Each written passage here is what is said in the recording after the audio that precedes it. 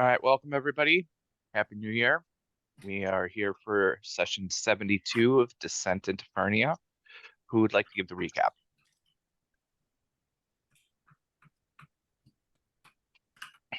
Was last session the one where we were talking with the Sybarix?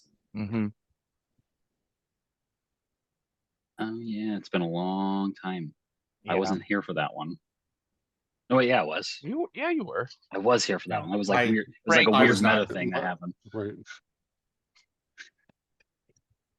We understand. You have to figure. Yeah, I can help. I can cause other things.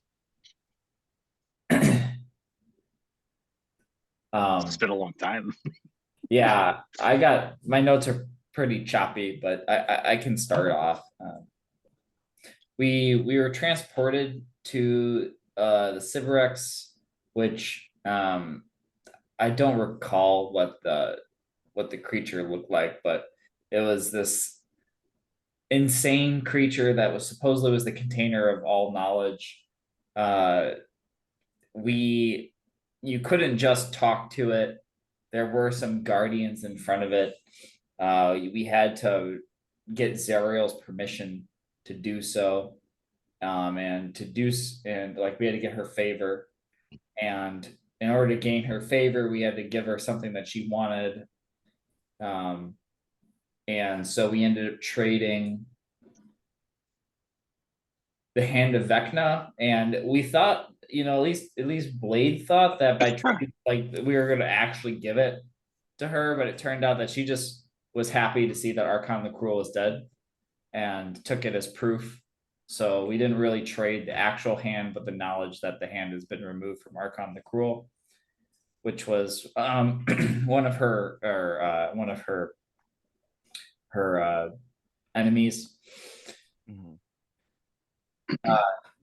So we ended up communing with her. She was like battling against this horde of demons, and she was like fighting them like in the blood war, and also talking to us at the same time. Like it was nothing. Because when you're Zariel, you can just do that sort of thing. And so we ended up getting permission for to use the Sybarix. We had 10 minutes with it, I think. But then as we started talking to it like brought us into this like place of darkness and just started asking us. We were laughing about something. We were some inside joke. I don't remember what The it Mindscape. said. It was the Mindscape. Well, I think it was the Mindscape. I think I mentioned it. In the weird meta moment where we were speaking as ourselves. Oh yeah. It was like, no, we were laughing at the Puppet Master. Yeah, it was Puppet Master stuff. Yeah, they called itself the Puppet Master. Well, the puppet masters were us, the actual players, and we are puppeting our characters. But then there's like the evil puppet master who runs everything else in the world. Evil's right.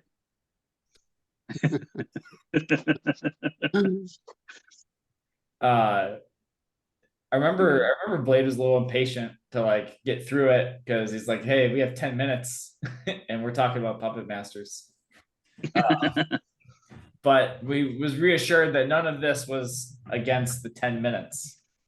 So we asked a few questions. We asked how we could mimic the Dragon Mark House of Cannith.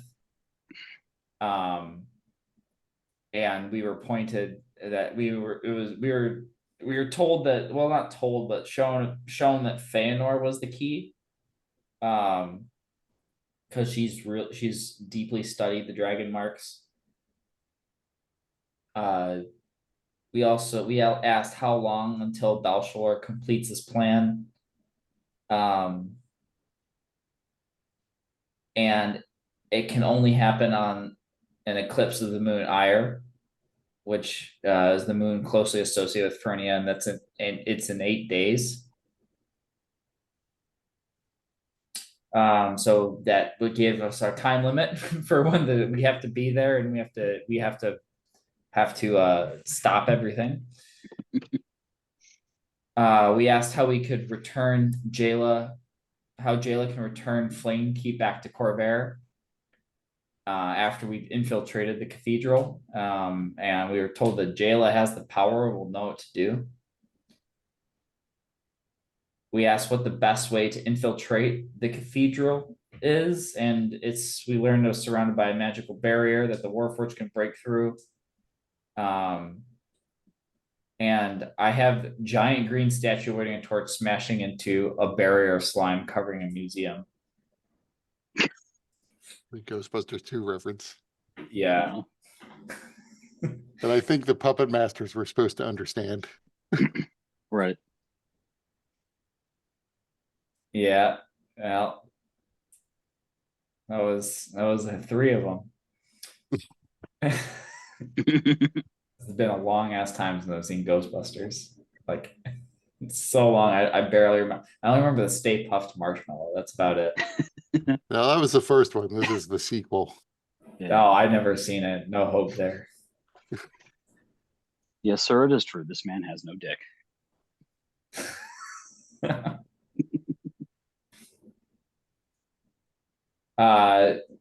It was asked what will happen to Lux if she puts on the Hand of Vecna, and would she be able to raise the bodies of fiends? Using the hand doesn't cause you to lose who you are, but you lose your soul, which, you know, could be the same thing depending on your beliefs.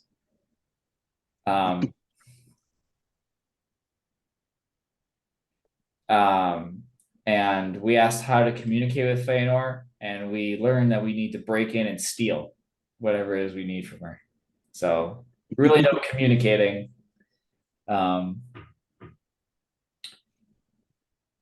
That's where my notes end. Well, there was also something about like we weren't supposed to go like all the way back to Feanor's realm per se, but there's like a tomb nearby, and that's where we were going to start. Oh, that's right. Yeah, she has numerous crypts across Fernia, and there's one within 2 days drive of you guys that is supposed to be one that holds what you're seeking. Additionally, there were things about Belshalor, Feanor, and Haruman that were revealed by the Sibriacs. And all of that is in the journal under Sibriax's revelations. Yeah,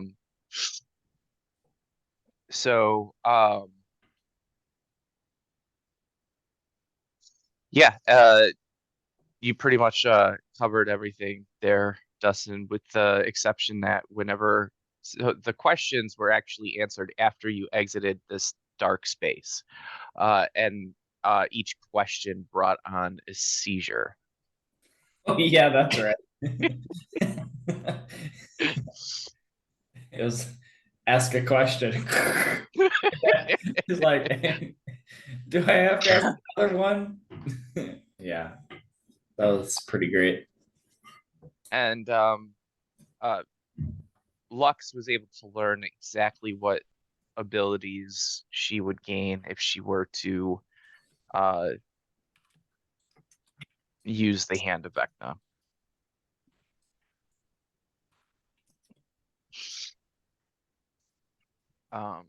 Which Peter, you should be able to find in the journal under magic items.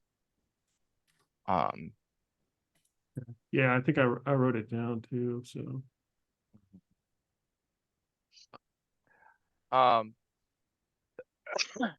so yes, you guys have started on your journey to Feanor's crypt. You intuitively know the direction, which is a strange after effect of speaking with the Sibriacs that you know, Fernia is a difficult place to navigate because distances change and the plane shifts fairly regularly. But because of the way that the Sibriacs imbued the knowledge into your minds, that you intuitively know the distance and the general direction, um, despite the ever-changing nature of Fernia. So you guys are kind of trucking along.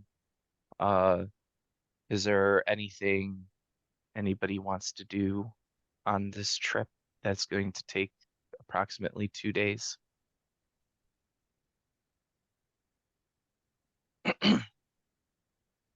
No, I don't think so. I think just during that, I'll well, I mean, probably towards the end, I'll have I'll transition Pantone back to fire versus ice. So he's no longer this portable AC unit. Okay.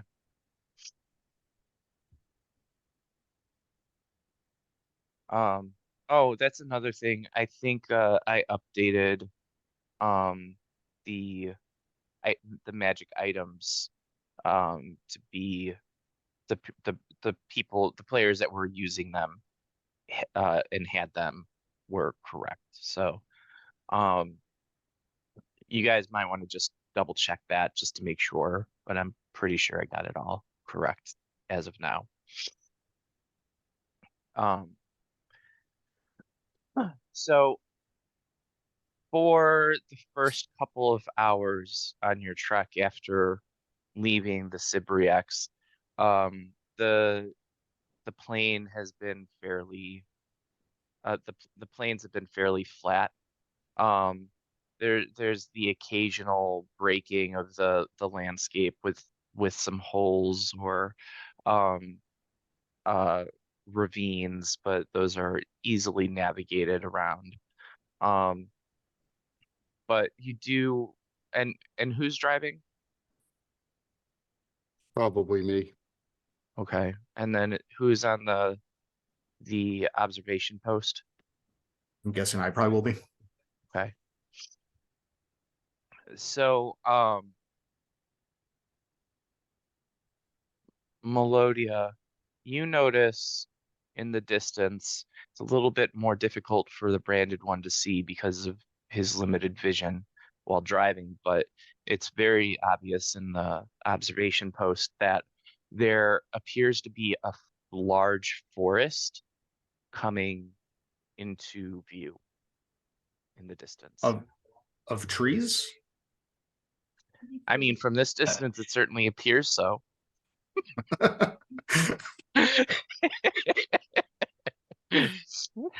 It's a fair question.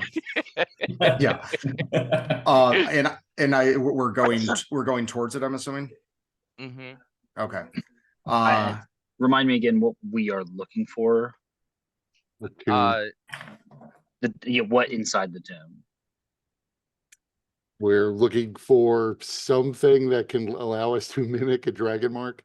Okay, Or but we possibly don't. someone with a Someone. house cat of dragon mark, but probably something to mimic. So Cypriax would have shared exactly what it was in Feanor's crypt. It is an item that mimics the ability to pass as a member of a dragon marked member of the dragon marked houses. So it could potentially replicate any dragon mark, and allow you to pass at least for the purposes of magical detection. Um, and so bearing this item would allow you to bypass the defense mechanisms meant to prevent unwanted individuals from piloting the Warforged Colossus. So that means then I have something that I can focus on for a spell like this.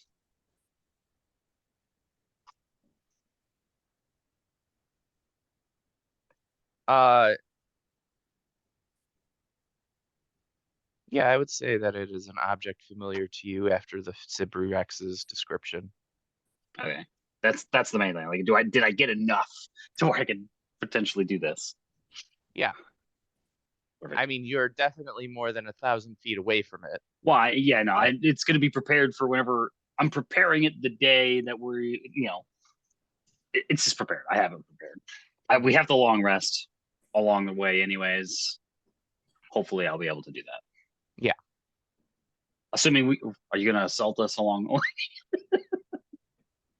way? I mean, let's see how you guys deal with the potential obstacle coming up. Sure. Okay. Well, I mean, how long has it been since we've seen this forest? What do you mean? How long has it been since you've seen this I forest? mean, how long did it take for us to get to the forest? It was a couple hours after leaving the Sibriax. Okay. Got it. Okay.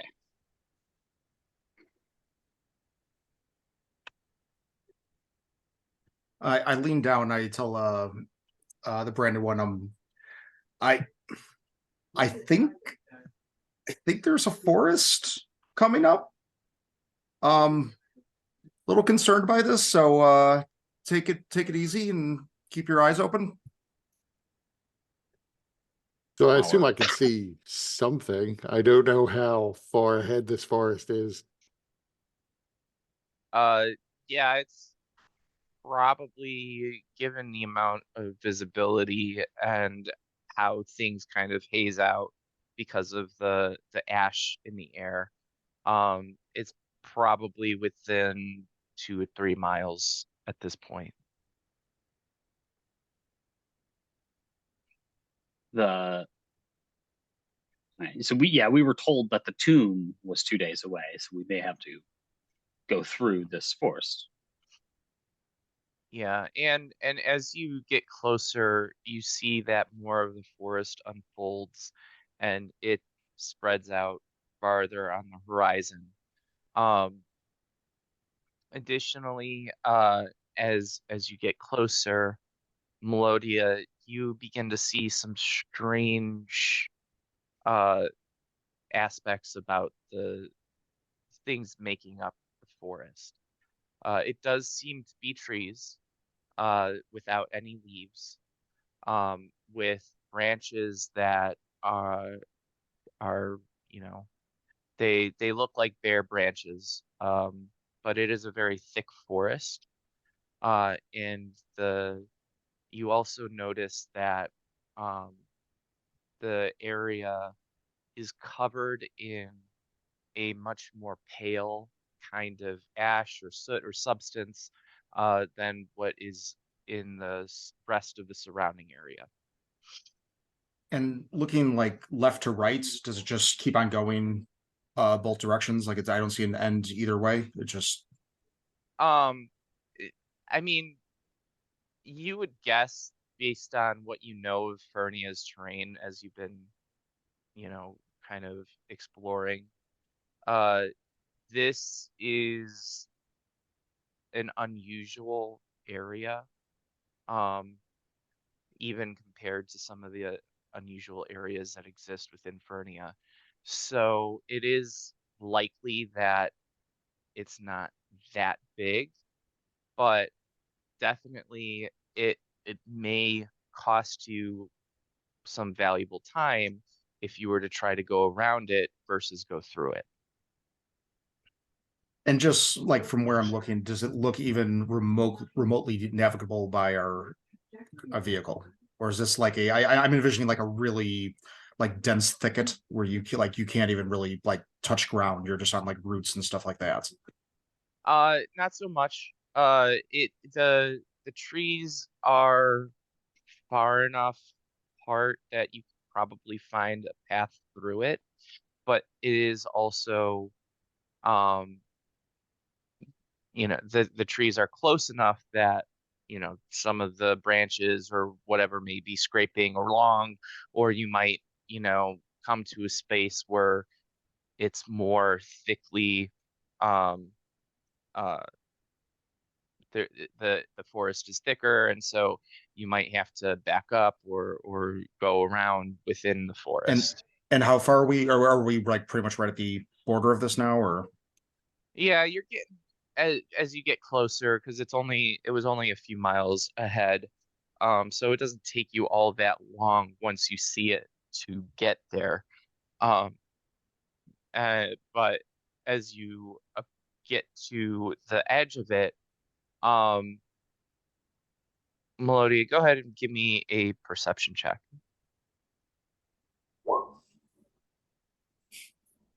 Okay.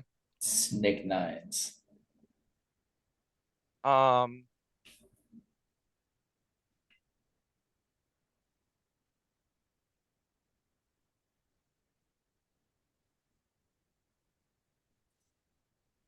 so the trees to you look somewhat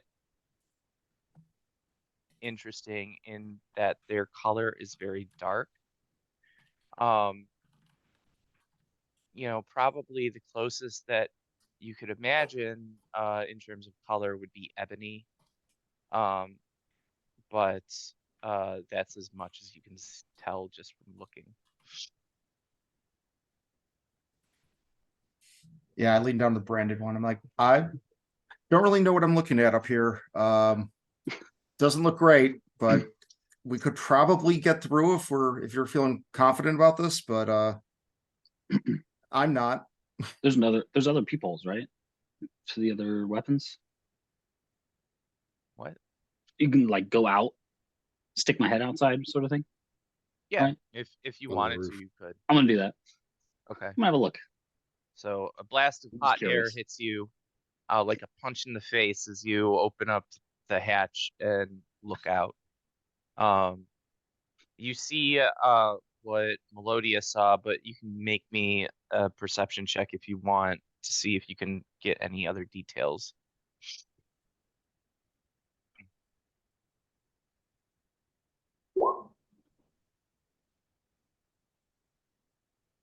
Yeah, you pretty much as much as Melodia could tell from just looking is about what you can tell. Yeah, I'm just gonna keep an eye out here while I'm out here for a little bit at least. Okay. You also do another feature of the forest is that the trees are quite tall. And the density of the branches seems to increase the higher up. So it's going through the forest, it may become much darker Okay. as it looks like the canopy gets thick enough, at least in some places where it completely blocks out light. But there's seems to be room enough then for us to drive through. Uncomfortably, but yeah. It's Fernia. It's never been comfortable. After the 7 golden seals. I've nearly died 6 times since I've gotten I turn on the headlights for when it gets dark. Or I fumble around looking for the headlights control, thinking there must be some. It's got to be something. There's not. We should have stuck with the digging one.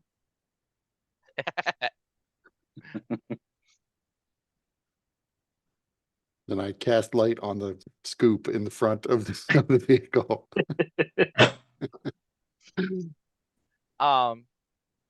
Okay, you can do that. So you exit the vehicle to go and touch or do you use distance spell? I would probably go outside and touch the front of it rather than waste a spell point not knowing what's in the woods. And then I would realize, oh shit, I'm out here in the woods.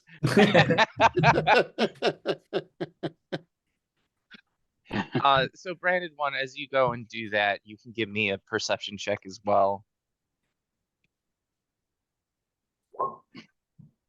Okay. Nice.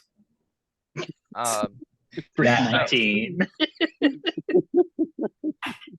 So you notice some very interesting features that Melodia and Takash failed to describe or catch. Several of the branches appear to have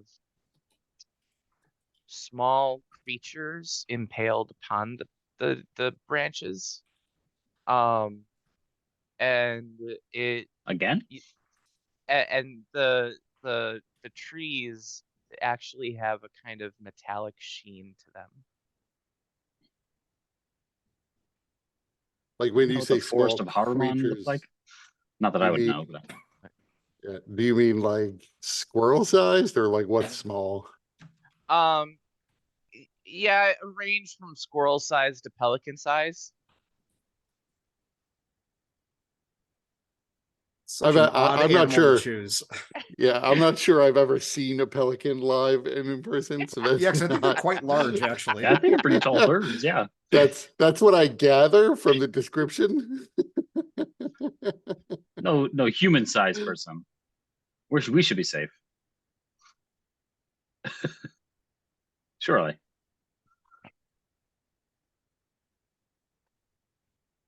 So yeah, so Brandon, when you realize that if these trees are made of metal and if the branches are sharp enough to impale creatures upon them, then uh it's not necessarily just a matter of scraping by wooden branches, but something that may potentially damage the vehicle if it gets thick enough, and if these trees, if the metal is hard enough to be able to um, damage the armor of your war machine.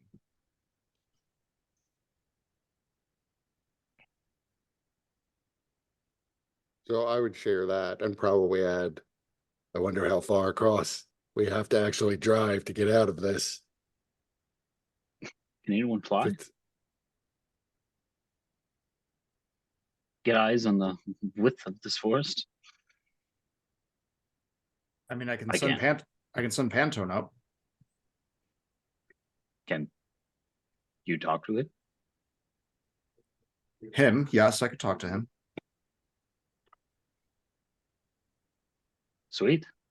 And he could Can give you Fel- he can could Falconock give you fly long yet? details, measurements. In dragonish terms, but yes. Oh, what have we got to lose? How smart is Pantone? I thought Probably the Pantone was like the smartest one of the party. Well, I think that was before Definitely smarter we than me. like. I think he was just had general stats at that point. so I am pretty sure that with a 16, Trebek is the smartest one in the party. Yeah, he has a Yeah. 5 intelligence. Oh, Oh, I'm smarter Oh, than the true. dog. Trebek has wings. Trebek can fly. That's right.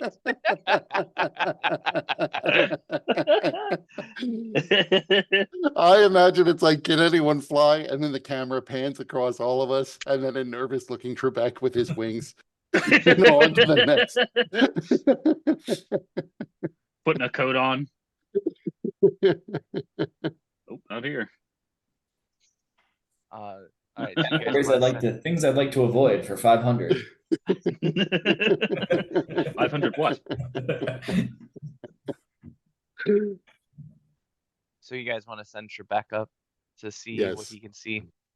Um, Does I help anybody him? want to go with him? He can carry one person with him. I mean, my eyesight's terrible.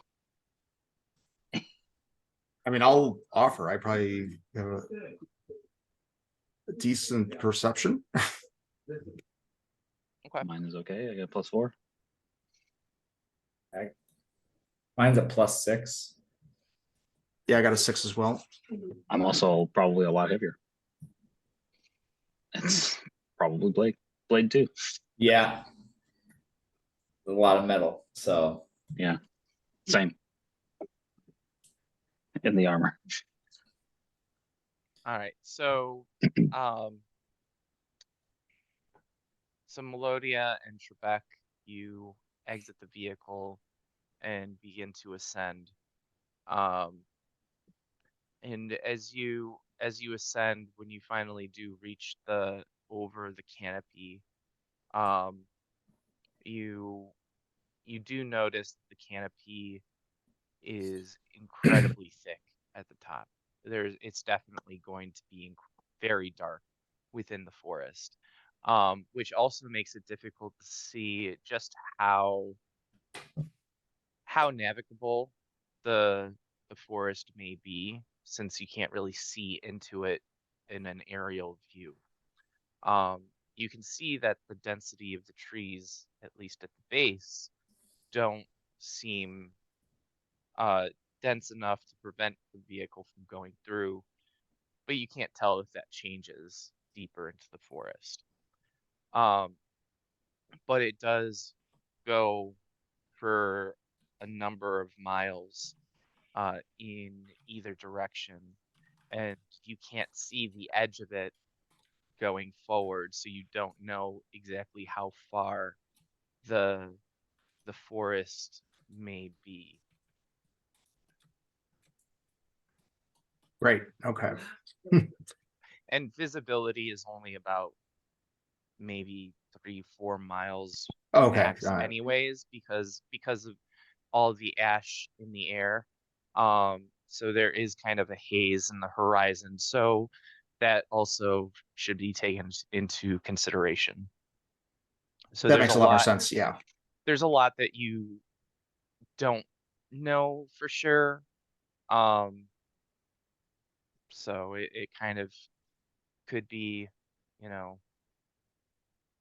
a dice roll. Are you asking me to roll some dice?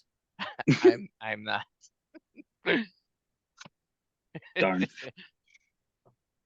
Look at a roll some dice. Okay, well, I guess we descend back down then. How high did we get roughly? I mean, how tall are these trees? Like at the canopy level ish?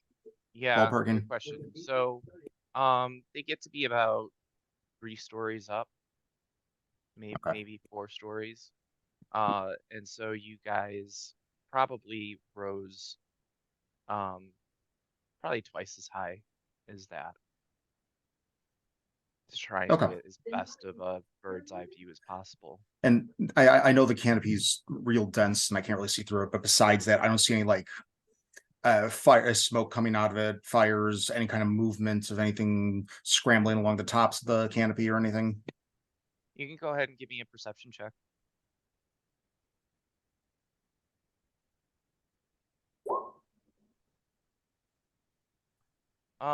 You don't see any smoke that would indicate any kind of fires burning within the forest.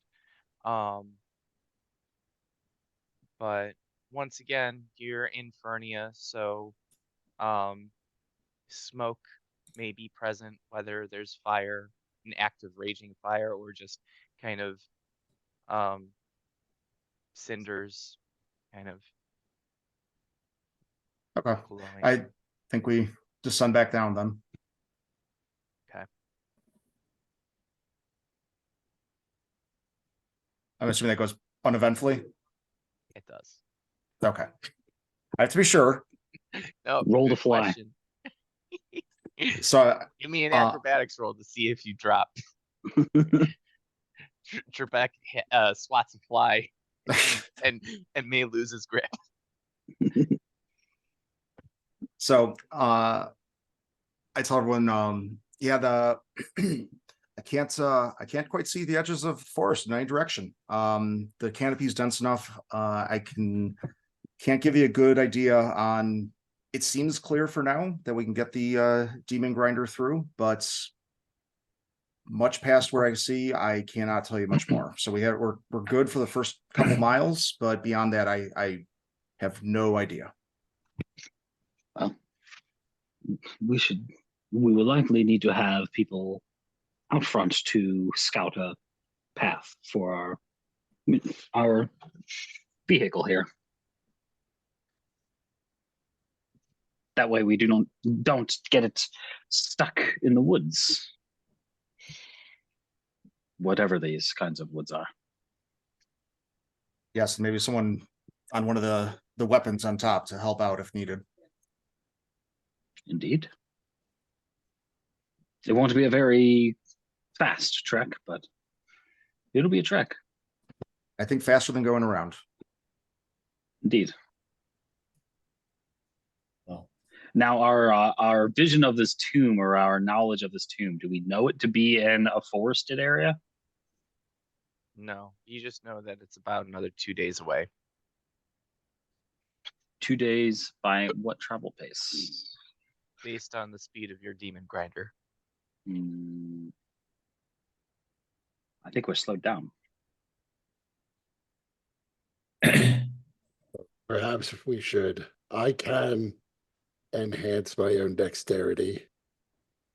So perhaps we should rely on that. It will only last an hour, but I could suppose I can recast it.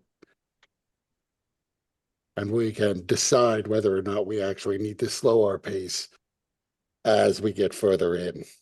I imagine we'll need to slow our pace just because it will get dark. And we obviously can't slam into the trees and survive. Indeed. But it might be good to have someone on top manning the weapons because we don't know what's in this forest other than the trees. I will go up top.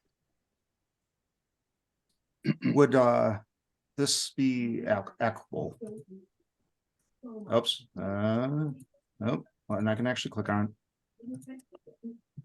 Sorry, they changed everything. I don't know how to do this now. How do I post Did you mean to post Natural Explorer? yeah. You posted It did that. It's Oh, I'm sorry. Yeah, okay.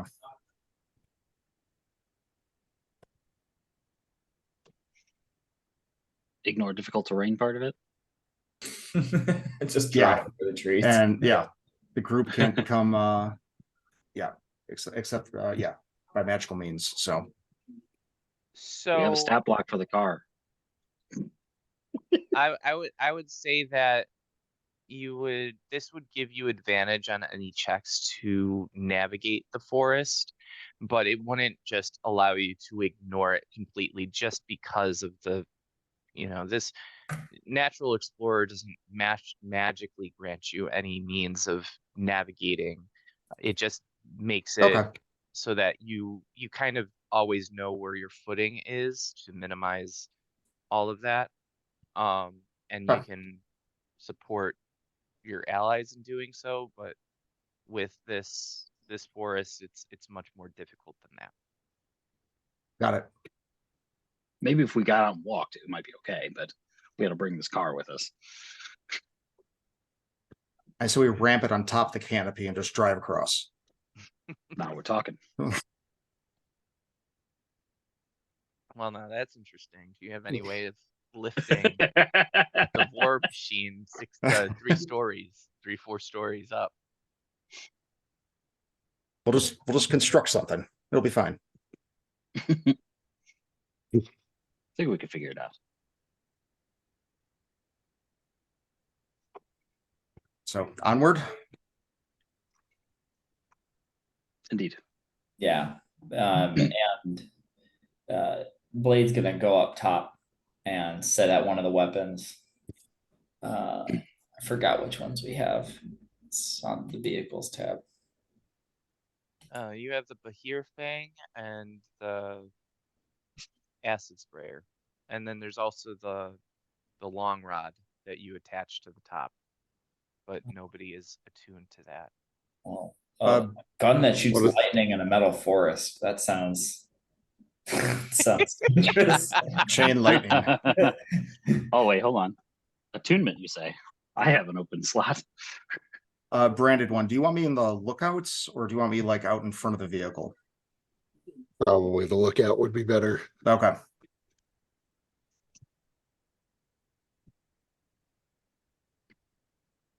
Do the acid sprayer. Yeah, I think the acid sprayer's good bet. I mean, I have an open attunement slot. I don't remember what the long rod does. It's in the magic items. Where's? Oh, there it is. That mounted on vehicle, I said.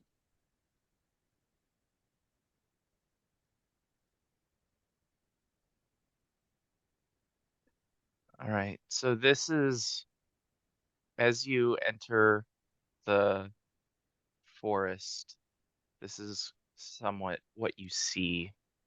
Um,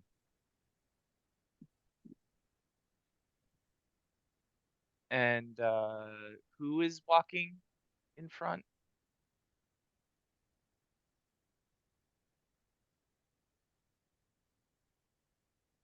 So I don't think we need anybody outside the vehicle walking in front. I think people could just be on top of the vehicle.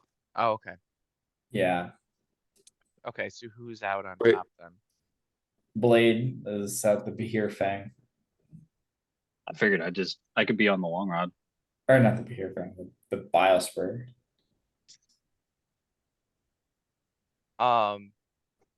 So the long rod, um just so you know what it does to Kash, because I'm not sure if oh, there you go. Thank you I for just that. posted it. So So- basically, it magnifies Right. to your spells. Can I put my wrath spells in there? My smite spells? How does that work? I got a moonbeam.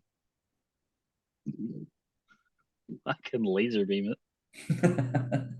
yeah, moonbeam would work. With your smite spells, I would allow it. It would only be the smite damage though. It wouldn't be any additional damage, Weapon damage sort of stuff. Yeah, sure. I right? understand. And I'd give it one additional damage dice just because the long rod is able to increase the effectiveness, since it also, yeah, a spell that normally targets a single target instead affects a 10-foot radius sphere. So I would say, smite would work, and you could deal an additional D8 to the base damage of that.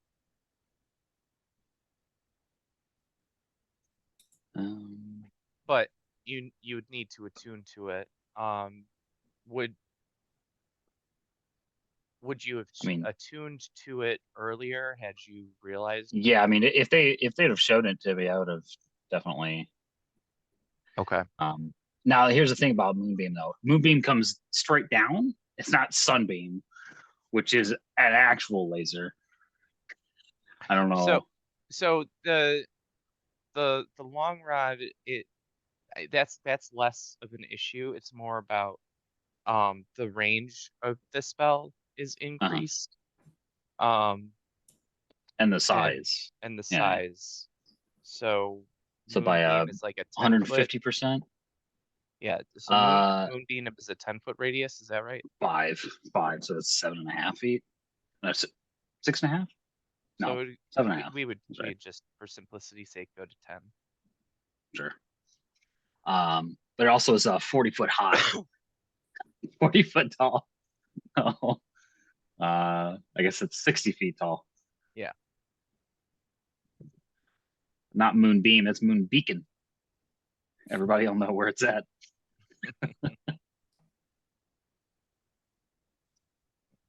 All right. So branded one, are you able to move the token for the demon grinder?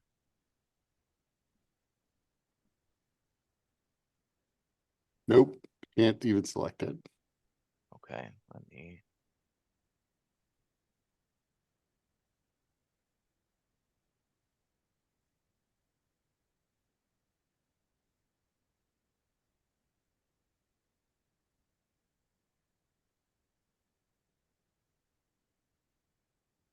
No. That's wrong. So that said, I actually do not see a path through this forest.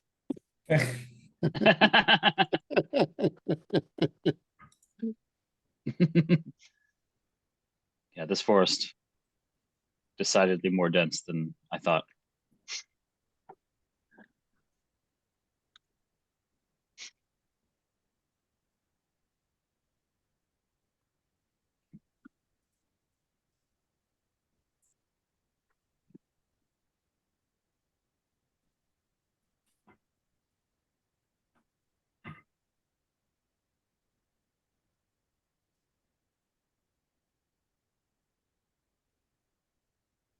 But maybe we like drive to here and then moonbeam down all of these trees.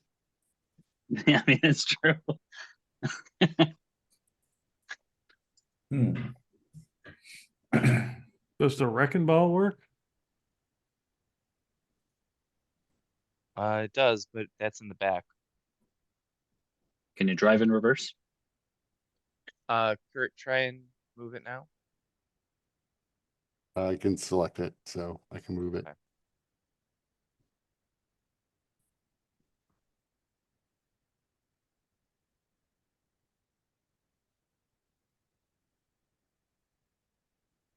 Yeah, I mean, we could, to Lux's point, we could just try to drive backwards. We're not gonna be driving fast per se, and just wrecking ball trees that get in our way. We used the chomper and chomp. Yeah. Well, yeah, we might be able to just mangle these trees out of our way.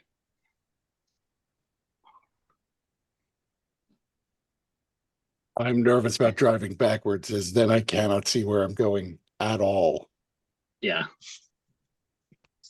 Just be prepared in case something comes up behind us.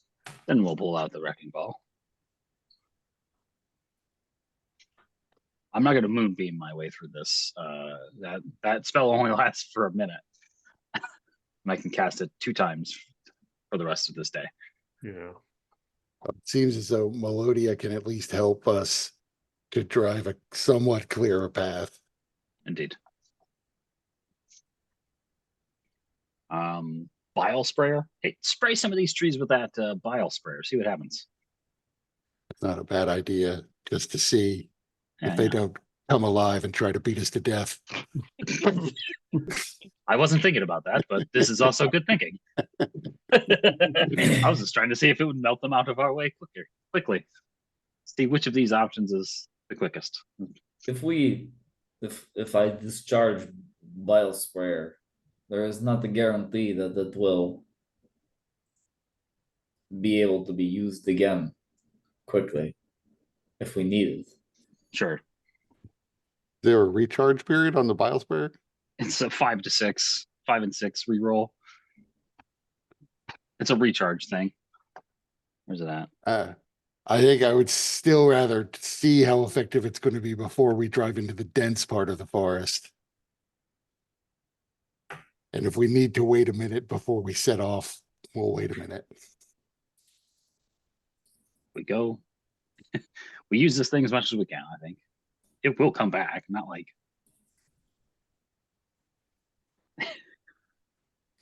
eventually it will. It has to. In a minute, it has to. This would be the safest place to test before any actual danger has happened. Indeed. Knock on wood.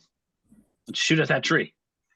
Well, I mean, these trees are also so here's the other concern. I guess he would add, there's a small problem of it sprays in a cone, but these trees are very tall.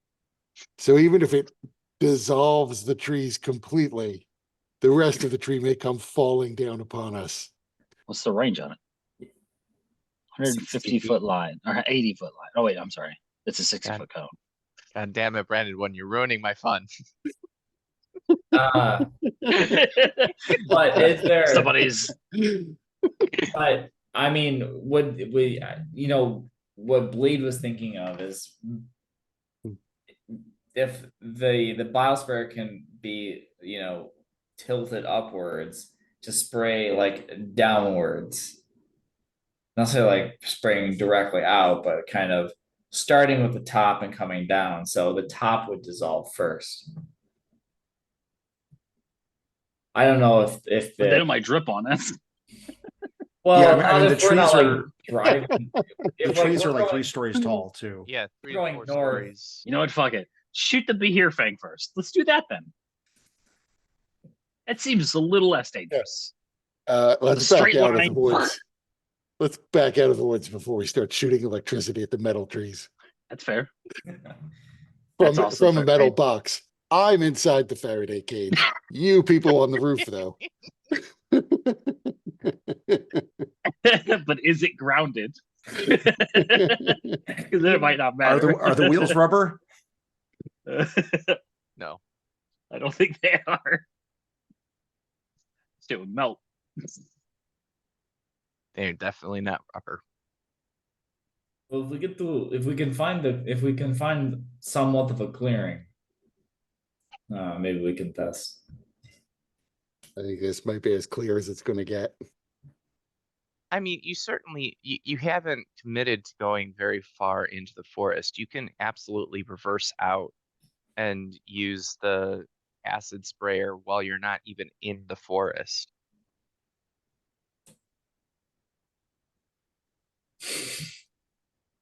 I think we should figure out what these weapons are going to do before we absolutely need to use them. All right, so I know I'm attuned to the one, but that doesn't mean I need to like sit there at it, right? I will go to the other. So which one? You at the Behir Fang blade? I'm at the bile sprayer. Okay, well then I'll go to the other one. You want to shoot yours first, and then I'll just sort of wait. If it seems like it might be coming down on us, maybe I can shoot it the other direction, right? So Maybe yeah, the force of my blast will send them the other direction. I will back out of the forest so that we're not Still inside definitely a the good forest idea. Let's do that. Yeah. Trial and error. Let's make Mike figure out what happens. Yeah, so when we get, maybe 30 feet out, then we'd spray the acid and then tell Brandon the one, back out another 30 feet. So the bile sprayer unleashes a stream cone of acid that immediately as it makes contact with the trees begins to cause smoking and sizzling. The surface of the tree definitely becomes pocked, and you can see that the corrosion does have some kind of effect on it. It doesn't cause so much corrosion that it completely destroys any part of the tree, or seems to affect the integrity of it, at least to support its own weight. But certainly some of the smaller branches, some of the smaller branches do melt away, and some of the edges, the sharp edges of some of the branches that were caught in the stream do blunt. But on the whole, the tree is pretty much intact. The trees, right? Well, that was very effective. I shoot it. With the Behir Fang? Yeah.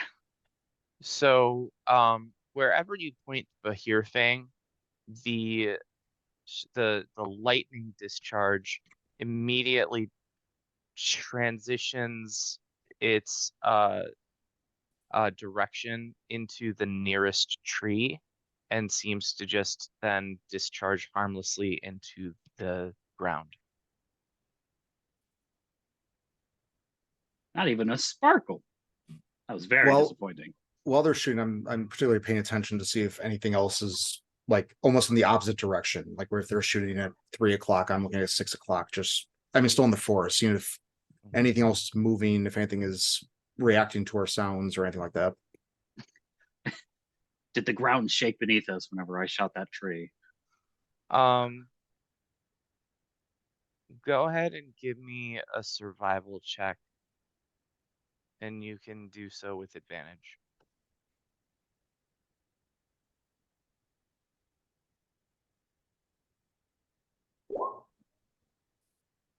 Okay. Um,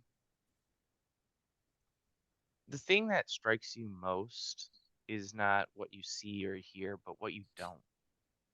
Like, if this were a forest in Corvair, in Cubara, where you're from, there would be all kinds of life. There would be all kinds of critters. It, you know, they, it would be clear that there was something present. Here, not so much. It's completely dead as far as you can tell. Um, which is disturbing and gives you an eerie feeling because that could mean either something is muffling the sound, or it could mean that there's nothing out there, or it could mean that whatever is out there is very good at staying silent and unseen.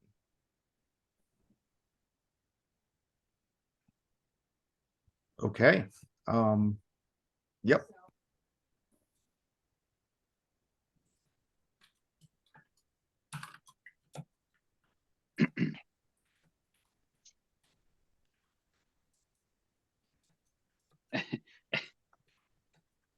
Anybody know what kind of trees these even are? Apparently they are grounded trees. Well, I mean, I think all trees are in the ground. Are they not? They are, but these ones, nah, the lightning seem to have little effect. There might be some singeing if we get close, but I'm gonna assume not helpful. These trees, these do not. The trees at Harmon's Hill were not metal, right? They were. They were metal. Yeah. Do So these that's look actually a like the very same good trees? comparison. Do we know if like does would Blade have any sense of whether or not we're close to that spot? Like that this is like part of the same forest or a similar forest network? Yeah, you're not. It's where you met Harmon was um very far away. Okay. We have come across metal trees in other parts of Fernia.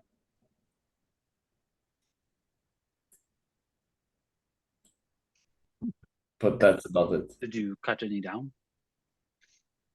No, we tried to forge our way through the forest uh, with the demon grinder, if I recall.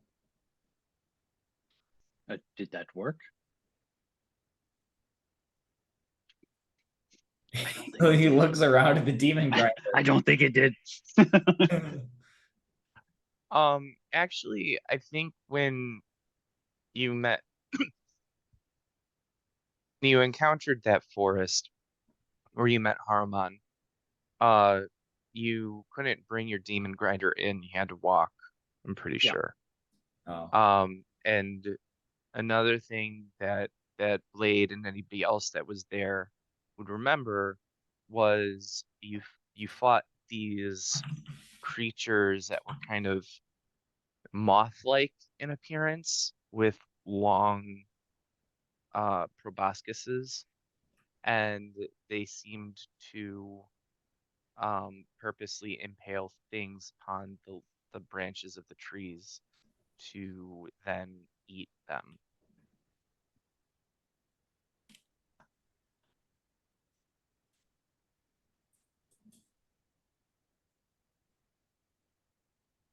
If anybody wants You're muted, Kurt.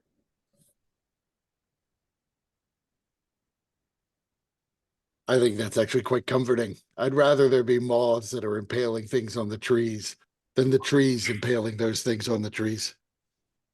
yeah, these were the guys that you encountered in that forest.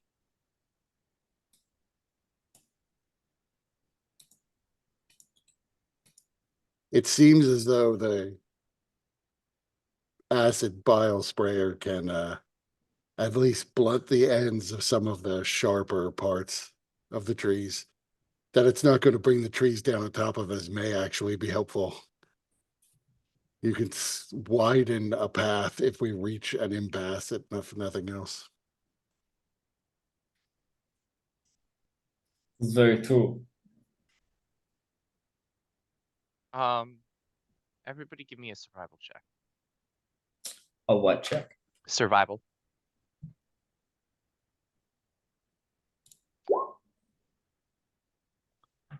Nice. I'm sorry, but who is Shrikes? I knew it. That's a type of bird that impales their kills on Oh. little spikes on trees. Yeah. Indeed. Oh, nice. Yeah. I was getting that vibe and I was going to ask you about it, but Confirmed. Except it's moths. yeah, close enough. Flying little shits.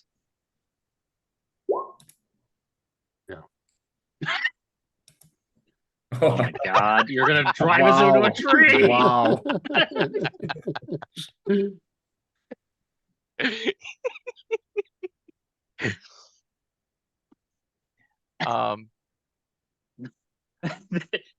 The demon grinder just fucking collapses around you. Like a fucking toy car. I mean, do you want me to roll to try to confirm the crit fail? I think we have to just see what happens. Oh my god.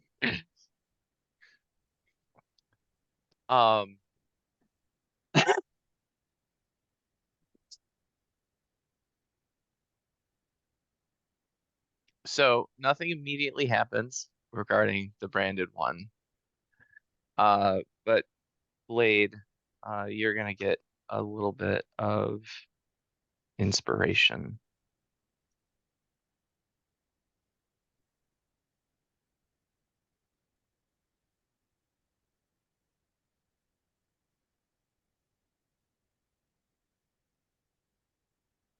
I feel like if I had rolled another nat 1, I would have just like had a sudden unexpected heart attack.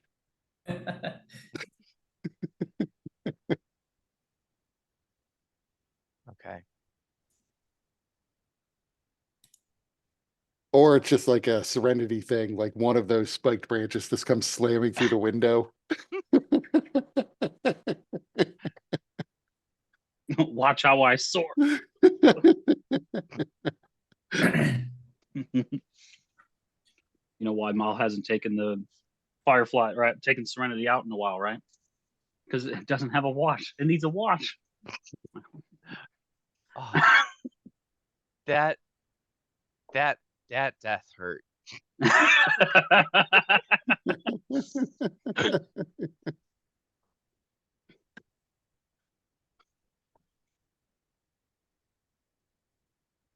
So where are we? Where did we? Are we still like out? Yeah, out of the you have forest? not re-entered the forest. Okay. You know, we might be able to knock the trees down or move them after we've weakened them with the bile sprayer. I think that I'm not I sure think that we that's- want to knock the trees down. Knocking the trees down won't knock the branches off them, and then we'd have to drive over and through all the branches.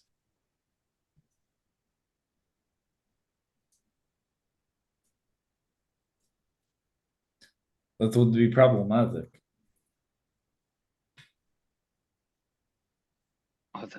are the roots just as gnarly as the branches? I wonder.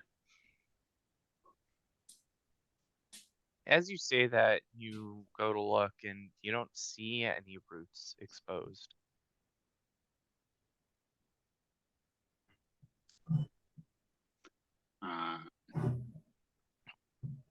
How closer are we to the forest? Are we still like away from it? We'd be like You're 60 right at the feet. edge. Yeah, within 30 to 60 feet of it. That's a little too far for my comfort. I want to walk over there. Not alone. Yes, it'll be fine. I'm gonna go over and look. I'm gonna like try and kick away some of the dirt from the base of the tree. All right. See if I can expose anything more. Give me a perception check.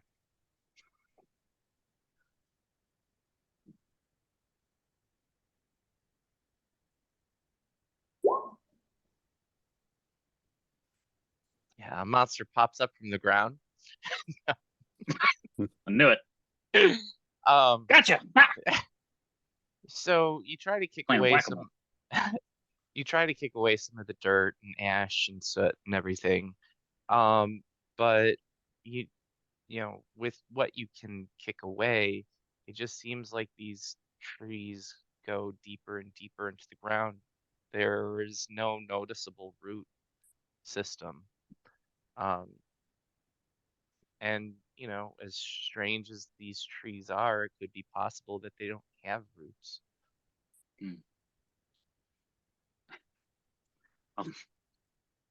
Tap on one. It clangs like as Does it if sound like it's you- hollow or if it's solid?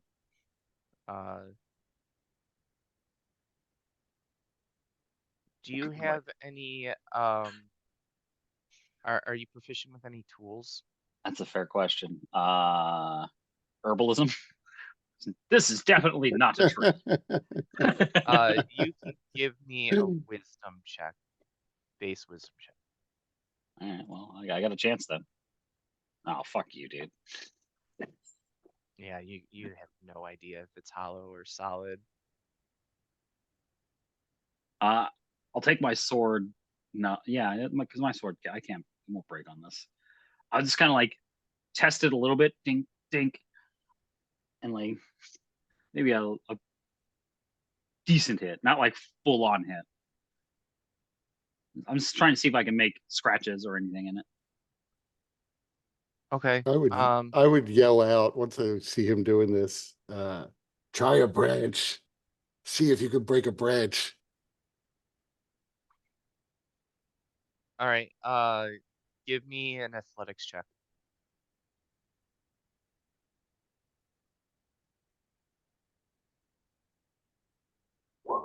Oh, fuck you, dude. What?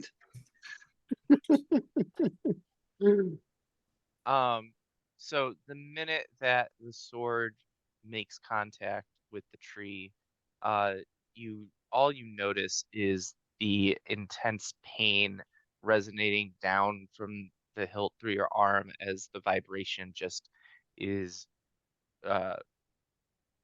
ridiculously strong.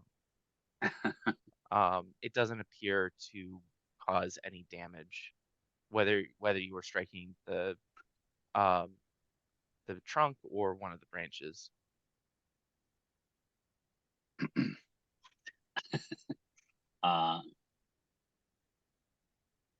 Yeah, that hurt for a moment there. Stings. I'll try one more time on the branch. I'll find like a smallish branch, maybe Okay.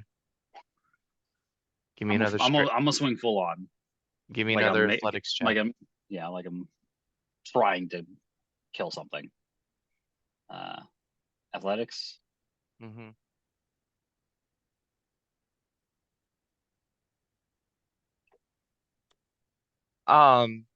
This one doesn't hurt you as bad.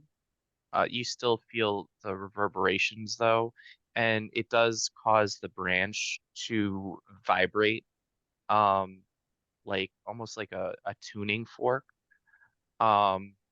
which creates a very strange sound that echoes throughout the forest, which is interesting because this is the first time you've noticed any major sound being carried throughout the forest.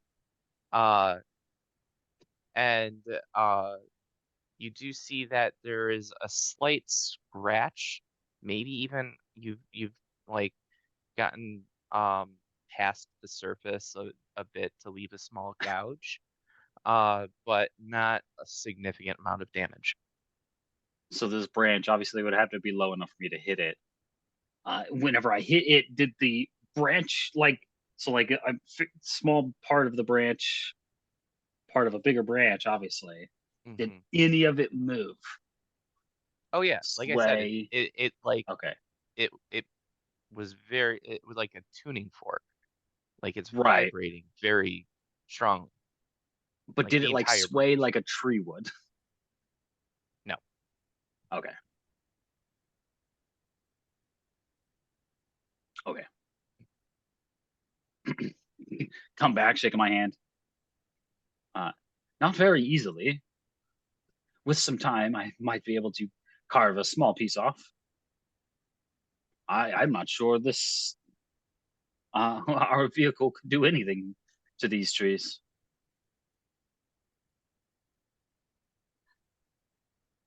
I was mostly curious to see whether or not, as we drive past them, they're going to be hard enough to simply cut through our armor, which may not be as strong as the substance the tree's made of. Is definitely a concern. Well, especially as when you hit it, it didn't seem to recoil from the blow. It just started ringing like a bell. Yeah. I hope it didn't. I hope we didn't just ring the front door. Well, we I mean, did what if hear we did? other sounds ringing in the forest. I don't know if somehow the sound just caused the subsequent ringing, or if something was answering.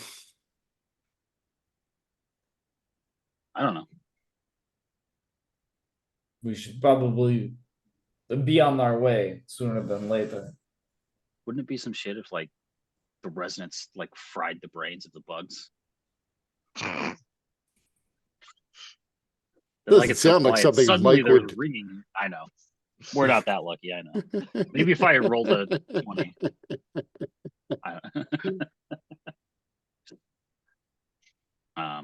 So yeah, I mean, I could go keep at it for a while if you want to fully test this, but I don't know how long it will take. More than one person with any sort of strength would be helpful.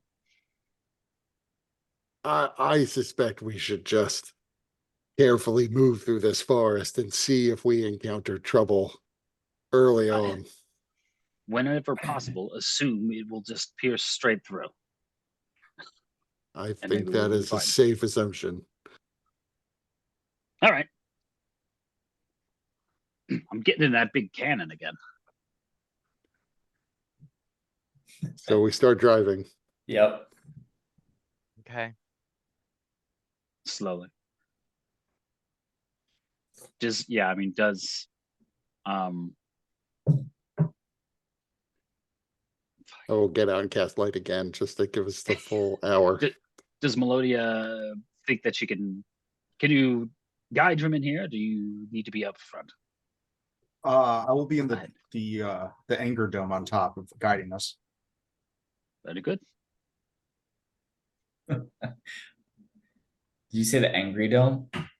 Yes, the angry dome. Great reference.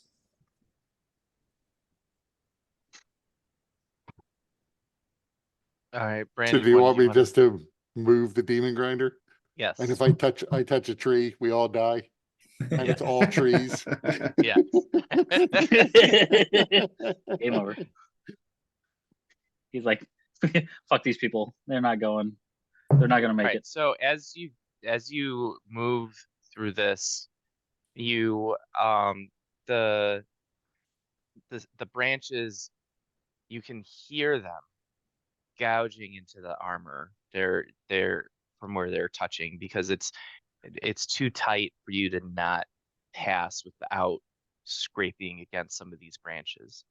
And the sound within the demon grinder is deafening. Uh, it is a horrid sound, and if you have to deal with it much longer, it could cause some very unpleasant effects.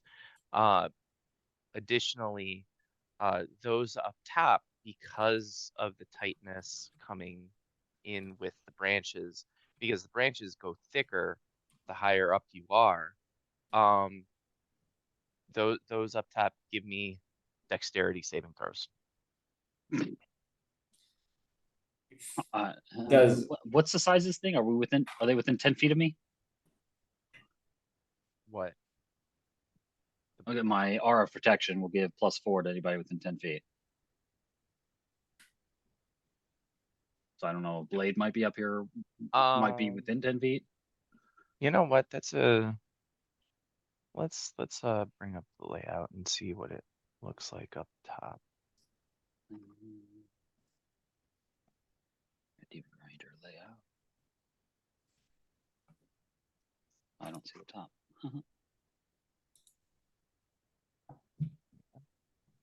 I know the top. Oh, it's the top is a map. Right.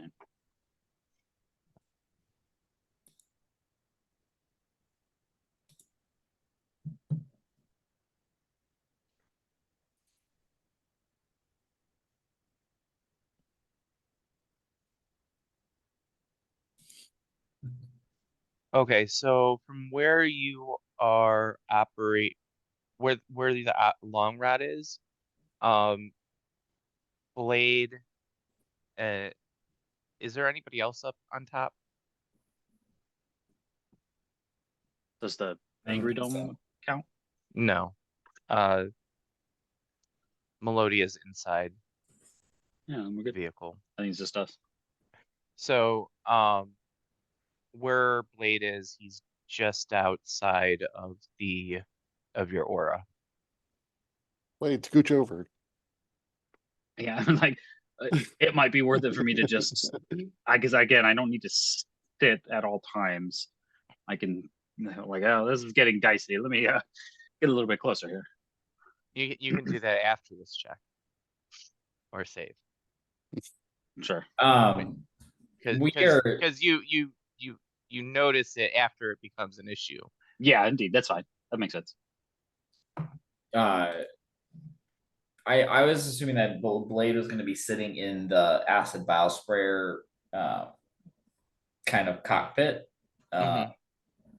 Since this and the Bahir Fang have like half cover, could we get advantage? Get some sort of bonus for that? Or does that not come into play here? So I think it's supposed to yes. for your deck saves. Yeah. Normally, Yes. by raw. But so it will you can gain a +2 bonus. But if your success or failure is it within 2, then it may cause damage to the weapon that you're at. Gotcha. I mean, Since it's a deck both save. What are you gonna fail it for? Oh, A you got plus. 14. Wow. Why would you do that?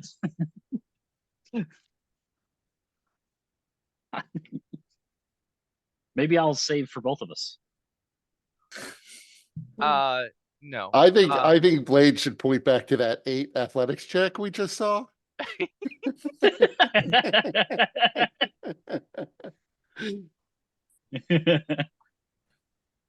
So, Takash, with your, well, roll it again. Yeah. Dexterity, here we go. Oh, fuck you. Okay. It's so bad. I Uh, wanted to confirm that. so, each of you, take, 1d4 piercing damage. So 1. So each of you take one damage as some of these branches scrape against you as they're Is this considered being non-magical? I'm sorry? Is this considered non-magical? Yes. Oh, sweet. I take no damage. Why? Heavy armor mastery. Oh. Well done. Yeah. Do Full But tank. those Oh, trees no. coming up look very magical now. Yeah, I know exactly. Now we transition to the magical part of the forest.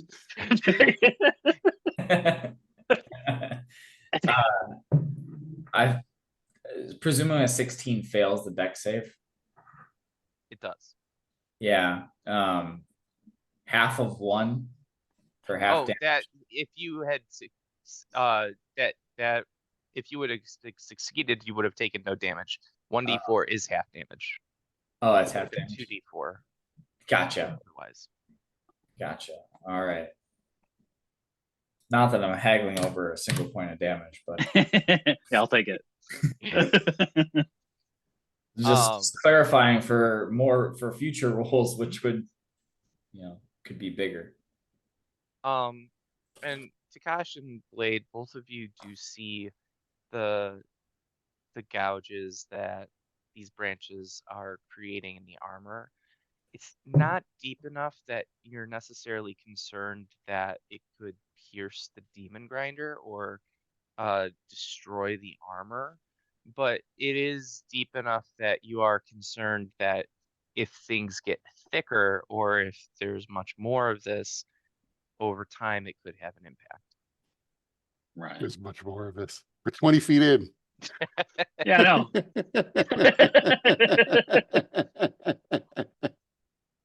There's much more count, miles? How many miles is much more?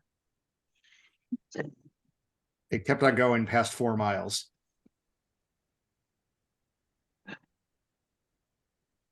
Unless it's like an illusion. Yes, this is just a Mirage Arcane. Well, like, there are illusion effects that they just make a force look infinite.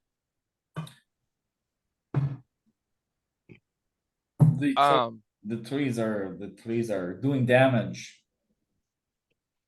We seem to be okay, and like Blade is calling down the hatch.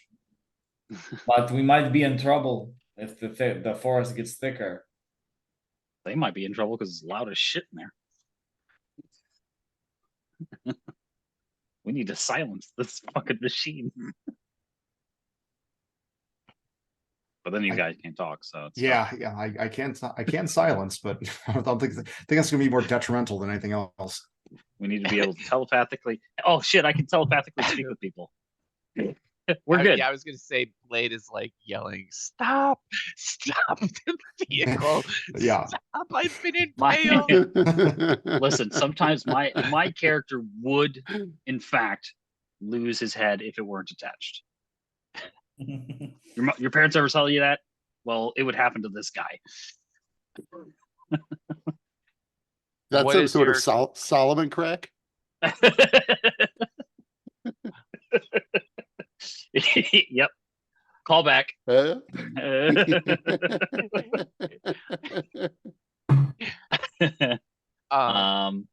can you post your? Yeah. Perfect.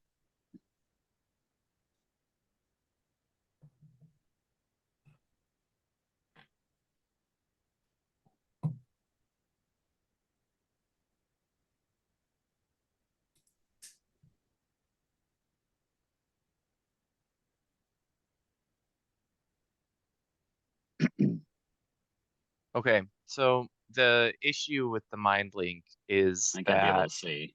yeah, I might need to be like down below you.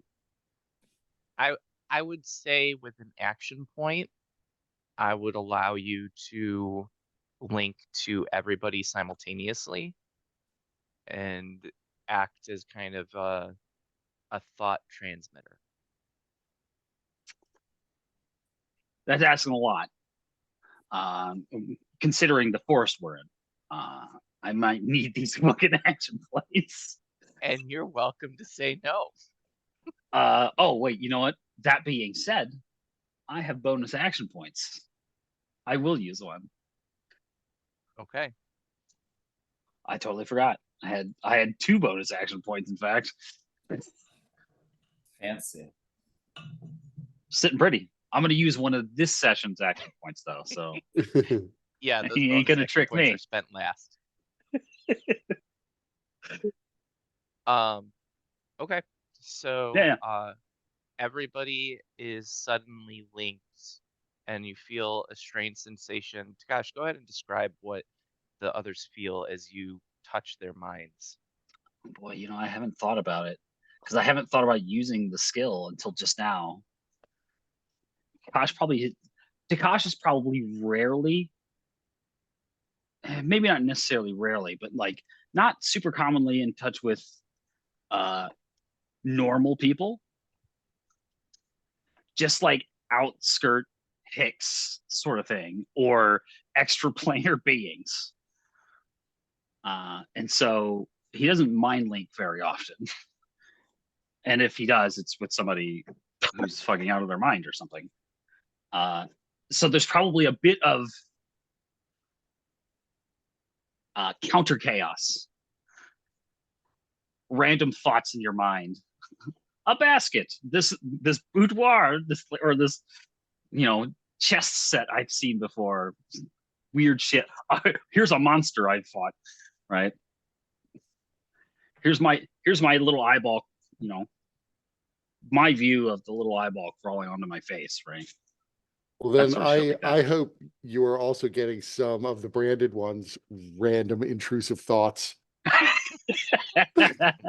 So that Yeah, if you weren't just see, expecting like, me to do it. yeah, you just suddenly see a butchered child.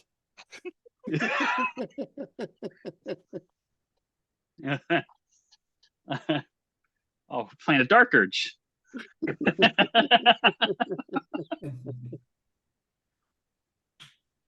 So we can all communicate with you, right? Or can we communicate with everyone?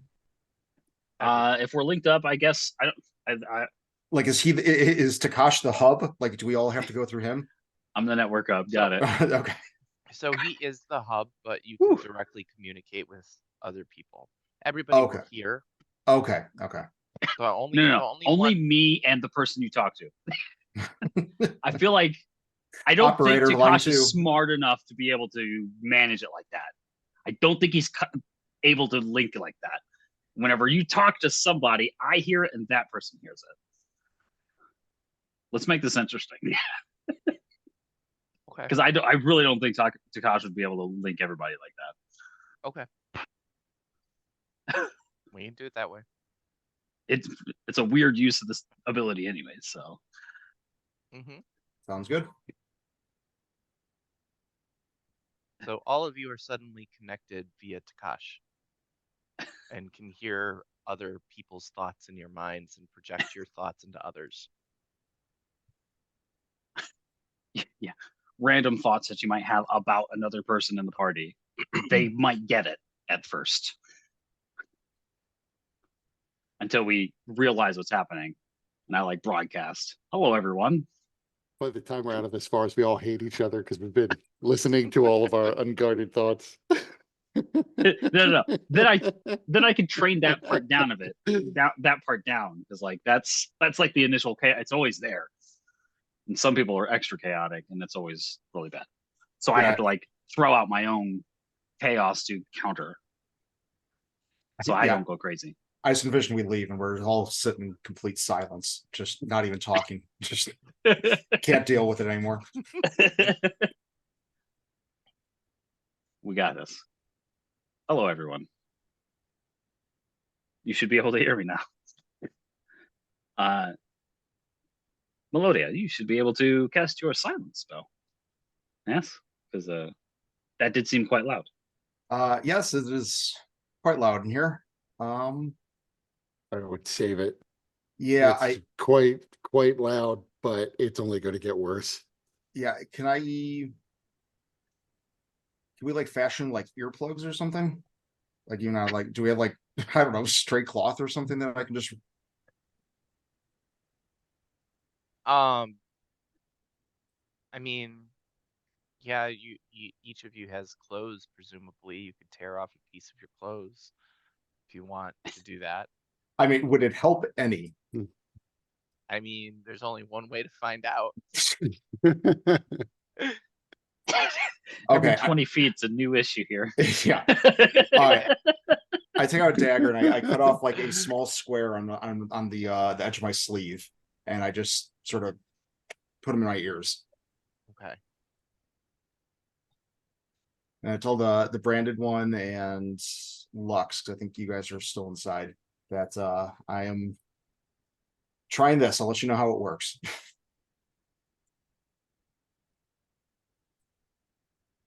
Okay. I'm Branded gonna one, if you stand wanna- right under Blade so that he can at least get my aura of protection. Okay. And Branded one, you if you could have stopped if you wanted to, or this could be just part of the transition into this area, and you've been just kind of continuing through, and we just paused to resolve that, but you can continue moving forward if you decide you want to. Yeah, sounds good. Yeah, is fast better or slow? Do you want this? Do you want that sound drawn out real bad, or Fast and reckless. do you want it to just be super high pitched? Maybe we won't hear it. Maybe it'll go to frequencies we can't hear. We go super fast. So what am I seeing in front of me now? Because the map Yeah, is so- obviously just a wall of trees. So at this point, you do see a wall of trees. God damn it. You know, with there may be a way of taking care of these trees. If you wanted to try. Otherwise, you're fortunate enough that you are not so far in that if you wanted to turn around, you could. So either we take these trees in front of us down, or I mean, I didn't see any other real obvious paths for us to drive down. Indeed. So we Nor could did I. just back out and go around the forest, even though that's going to take us more time. It may not take us more time if we have to deal with this the whole time. It may be our best bet. It may be our best bet in your mind. And what was your experience in trying to attack the trees? Not successful. We could blunt some of the edges, right? We could do that with the I acid. will say, Takash, I took into account your intelligence. I don't think you specifically mentioned that you were striking the tree that had been corroded. So Oh no, I didn't. yeah. No, I okay. wasn't imagining that at all. So you're good. Okay. Yeah, I didn't go for a tree that had been acidized. hmm And he's not going to think to do it now. So We could try to use the bile thrower repeatedly to see if it can fell these trees. I think that it's good. It could at least weaken them, and then they could be felled either with the wrecking ball or the chomper on the vehicle, or if the Kosh wants to try to fell it like a wooden tree so that it falls in this particular direction. That may be an option as well. Oh, we should try that. And I will back up so that he can use the acid thrower from some distance. I can also try to convince Pantone to help you out and use his acid breath if that would help. How big? What's the size of his cone of the effect? Oh wait, no, I forgot we changed his things. He needs a I forgot what the thing was. Hawk, what was it? Yeah, ferocity. Yeah, he needs levels of ferocity to use it. So yeah, I can't just use it outright. Gotcha. So yeah, it was then douse this, well, maybe see if we can kind of douse this area. And are the Black River like things? Is that actual river or No. okay? Yeah, so That's douse just like this area and kind of get a little bit further. Okay. So over the course of a minute, you can probably get 3 sprays in. Just given the random chance of being able to reactivate. So after 3 sprays, you do see a great deal of corrosion, but the trees are still able to stand under their own weight.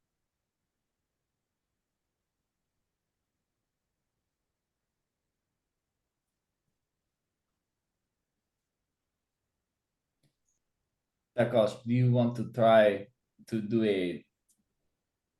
Do you want to try your sword again to do a more targeted fall? On these same ones, yeah. I shall give it a shot.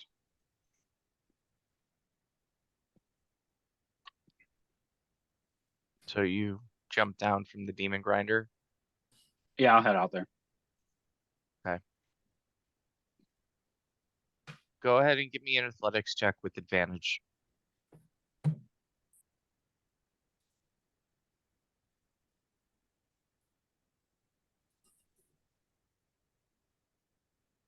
That's better. Okay.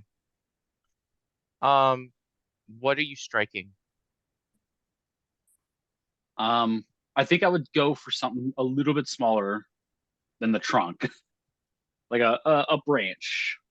Okay. So you're able to break one of the branches off. It's not like you sliced through it, but rather the blunt force from your sword Yeah, was enough to cause the branch to break. right.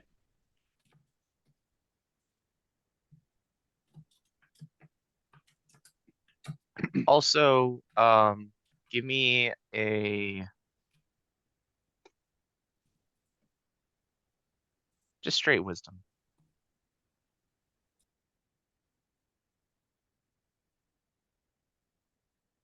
Okay. The corroded tree whose branch you just broke, it didn't ring like it did before. Okay. I'm a little hesitant to chop at this fucking tree, the whole trunk, but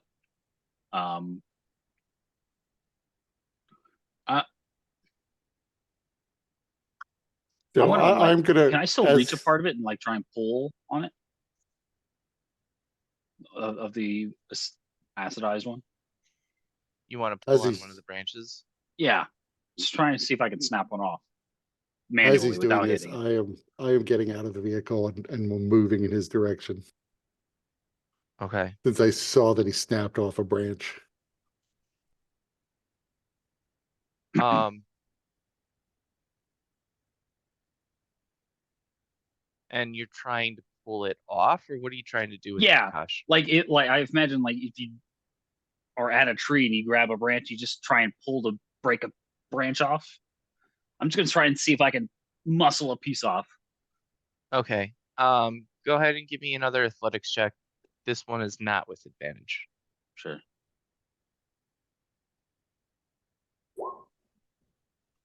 Okay. So you grab a branch and you're able to pull it and it gives loose, but it gives loose at the point where it attaches to the tree, and it is a somewhat large branch. So give me a dexterity saving throw to see if you can avoid it falling on you.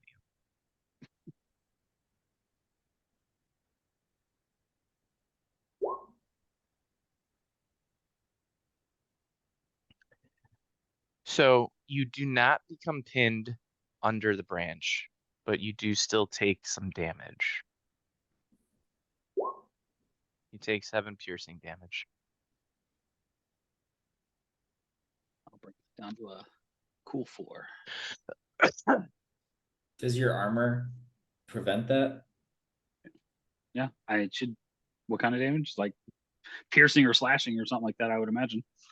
Yeah, it's piercing. Yeah. So your armor mastery would kick in. Helpful. So, Branded One, you said that you exited the vehicle and you're walking over to Takash. Yeah, I'd probably quicken my pace when I see him pull a branch down on his own head. But Well, that was a close one. Yeah. Seeing that he's okay, I just wanted to see the little branch that he had hacked off or snapped off when he hit it with his sword. Okay. Just because I'm curious about what sort of metal this is. So I'm proficient with smith's tools, if that helps, but that's really what I was curious to investigate. All right, give me a Smith's tools check with intelligence.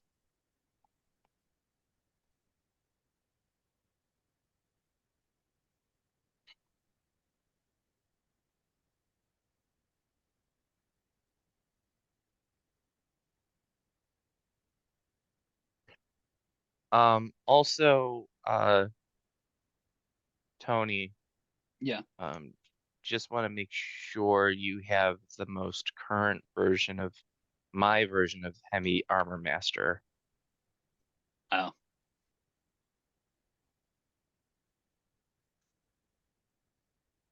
Okay. Oh, okay. Um, I might, and I just didn't realize. I forgot. no, that's fine. That when you said that you reduced it by I, 3, made yeah. me wonder. So Kurt, it's hard to tell exactly what kind of metal it is, but it does seem to be a ferrous metal. So it could be steel, it could be some kind of iron ore, it could be, some kind of iron alloy. So I'm going to take the little branch just for future investigation. Okay. Did you And want to then I poke the would, tree with it? now that you say that, I kind of do. So yeah, I'm going to take the little branch and go up and see if I can just I'm not swinging with all my might. I'm just going to see if I can scratch the trunk of the tree. Yes.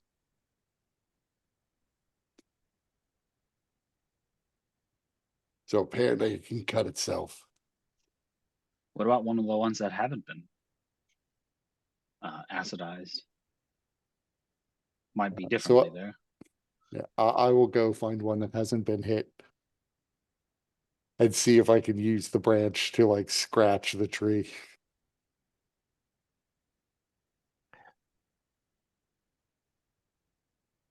So with that, not as much. Mostly what you leave behind is a bit of the residue from the melted part of the branch. It does seem to have a little bit of a scratch in it, but not nearly as deep as when it was the one affected by the acid. Now, if you were to take an unacidized branch and try that to see if that scratches an unacidized tree, that might have a different effect. That would require me breaking off an unacidized branch. I can't imagine that the yeah, exactly. I can't imagine that any of this acidized nature will stay.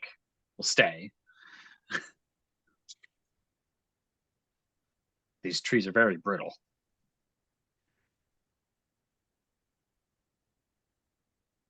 Yeah, now that I see them, I'm a little concerned that if we tried to use the chomper to clear, certainly if we tried to use the chomper to clear the undamaged trees, it would probably break the chomper before the tree. Yeah. Yes. If we had more time, I would say start armoring our vehicle with these branches. I was Right. thinking about that too. or using creating some sort of axe with these branches. Long series of the ends of the branches.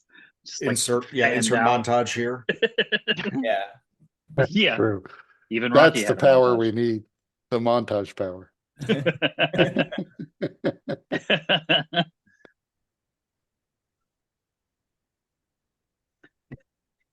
Yeah, the problem is the amount of time necessary. I don't think it's worth it because then we have to use it to chop our way through. It's Exactly. Yeah. gonna be way easier just to go around. Yeah. I'm sort of So- thinking around right now. Yeah. I think it'd be longer for us to go through. I want to try one thing, and I'm gonna walk back to the demon grinder to, roughly just the front of it, like up here. And then I want to fire, until I hit, just because I'm curious to see what happens. Blessed Flare does radiant damage. So I just pick like one of the undamaged trees and try to hit it with radiant damage. Because I'm actually curious, I'm actually curious about what we could do with Moonbeam.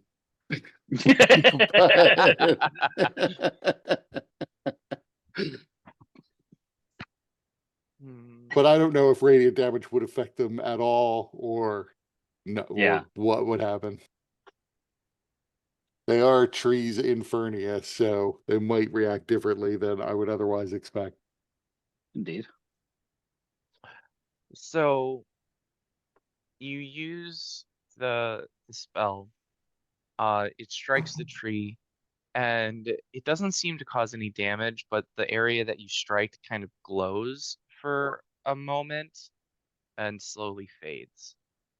Almost not quite glowing as if it got so hot that it was glowing, but more just a kind of residual energy. That's interesting, but fortunately, it means that probably Moonbeam wouldn't help us. I suppose if it were sustained, maybe there'd be a different effect. I'm like, okay. And I'm gonna walk up to one of the trees and just go. I like reach back and then a blade starts to glow and I can I divine smite the tree. You wanna spend a spell slot to spine smite the tree? Yeah, fuck yeah, dude. I'll spend a first level spell slot to do this to test this shit out. Absolutely worth it. Um, Divine smite an entire fucking forest here. all right. Give me an athletics check with advantage.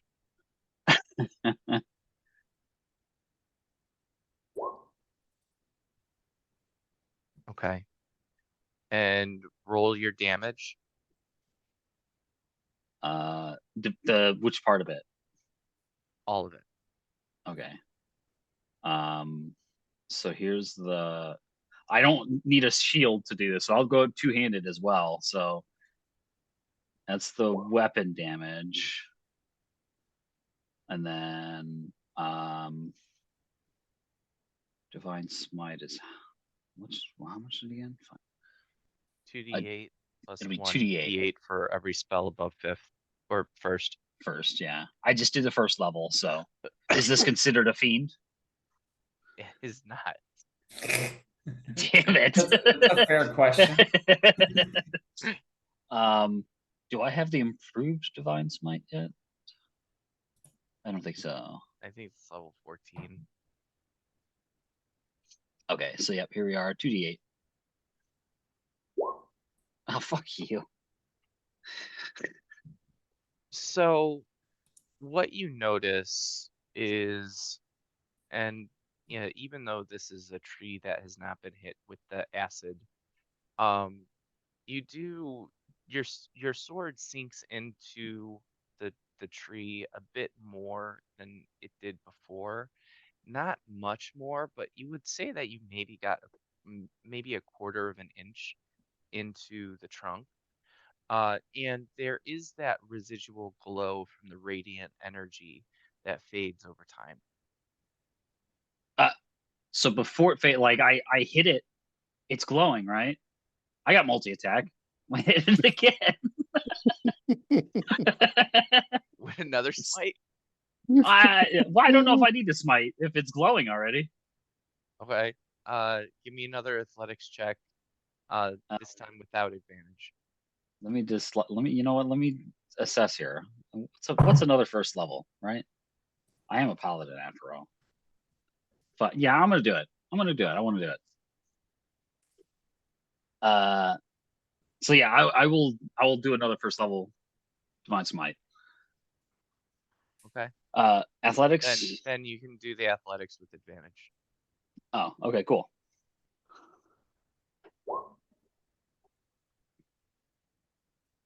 Sweet. And roll your damage. And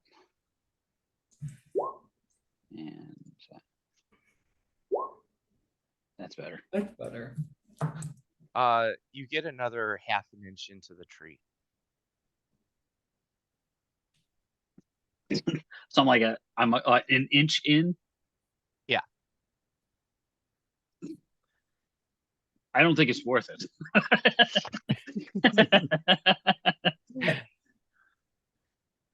I wouldn't have thought so. We could have gotten lucky. We didn't, but we could have. Can you imagine the scene? Man with sword smites tree. Oh, we would be the only ones around to hear it. Well, we would tell the bards, surely. All right, let's back out. Huh? It does seem as though if you had moonbeam on the trees, then it's possible they might be felled with a regular axe. I don't know if the magic of your sword is what was making it penetrate the tree better as much as the radiant damage. That said, we can't chop our way through an entire forest, so we probably should just back out and try to go around. I mean, well, how about this? Let's 2 people scout a little bit ahead, see if it clears up again. I mean, the problem is we can't get past this spot.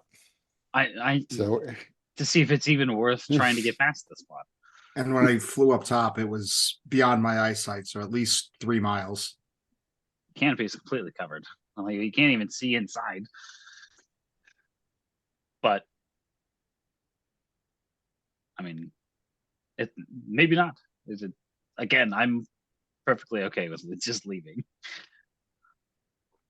because I can only do the moon thing a couple of times this today.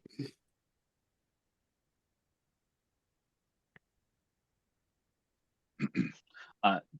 What's the time like? How are we feeling tired soon? I don't remember like when we left and how long it took us to do anything. So it was 2 hours to get here. I would say that you guys have taken another hour in all of what you've done so far. So it's been about 3 hours since you saw the Sibriacs. But also that was kind of later in the day anyways, since you had come directly from the Wandering Emporium and you had to wait for Master Hawkins and you spoke with him and all of that. So I would say that it's probably getting pretty close to when you would start getting tired. You know, once again, because of the way that the day-night cycle doesn't really exist in Fernia, it's hard to know whether it's nighttime, but you are starting to feel yourselves get tired. So I will put it to the group. Perhaps we hang out here for a moment. You mean like this? Take a rest here under the cover of this forest instead of exposed out there outside of it. Yeah, that might not be a bad idea. Before we do, So is there far. is there any kind of check? I want to make sure that we this isn't some kind of rapid growing forest that we get trapped in. Is there any kind of nature, I'm not sure how natural this is, check I can do to any of the damage that Takash that we have done to see if it's mending itself, if it's repairing, if it's doing anything like that? I guess in a expedited rate, I would say. You can do either investigation, or you can do survival, and survival would be an advantage. Okay. So you are absolutely positive that, as far as you can tell, if there is any growth, it's not noticeable. Okay. Yeah, I think maybe resting here. I mean, I worry about the little dead squirrels and pelicans all over the place, but besides that, I feel might be safer than outside the forest. I mean, we'll be inside the machine, so Yeah. And at least here we do not risk a warband happening across us. well, unless the warband has to come into the forest, but I can set up a couple of alarms to, at least alert us to some danger. That would be good. But I will be up because I do not sleep. And I do not dream.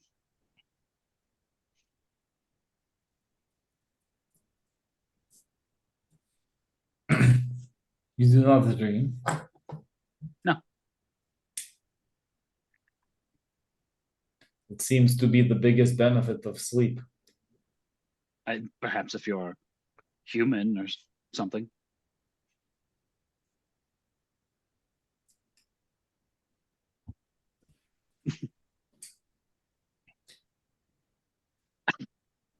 I forgot what race is Takash? I'm a Kalashtar. Hence the mind linking. Blade, I would say that,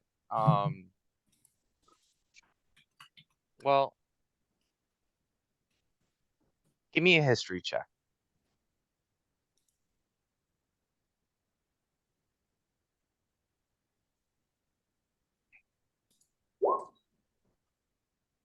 Okay.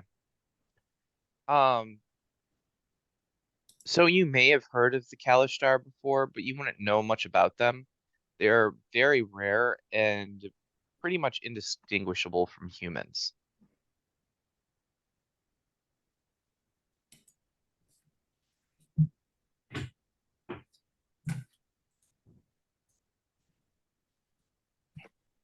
Yeah. What do you mean you are not human? I mean, I possess a human body, but that's it. It's all very complicated. I don't understand He really doesn't. it. What is your I just know. intelligence? Did you choose the body that you possessed, or were you forced into that body? I was born into it. Aren't people normally born into bodies? Yeah, we're born into bodies, of course.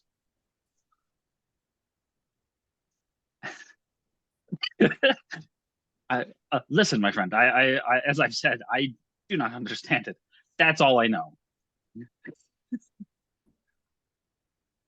I was born. I have always been Kalashtar.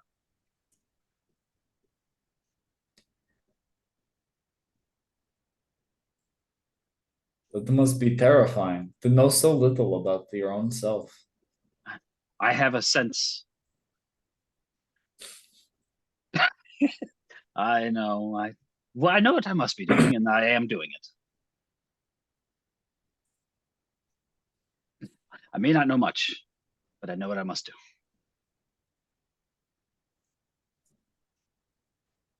I'm glad you are along for the ride. Occasionally walking, flying would be cool. Well, then we may be able to make that work.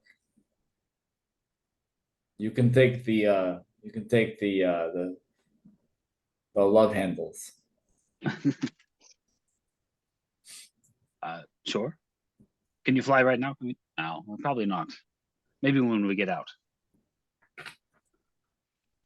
I'm gonna go set up these alarms. There will be time to fly. I am sure of it. I look forward to the day. What alarms are you setting? So yeah, so I'm gonna use up 4 spell slots. Two first and 2 second levels. Because I'm gonna kind of surround us with alarms. Just the alarm spell. Set to it will alert us, obviously. It'll wake us up essentially. Yeah. And then basically sort of at like cardinal directions around us.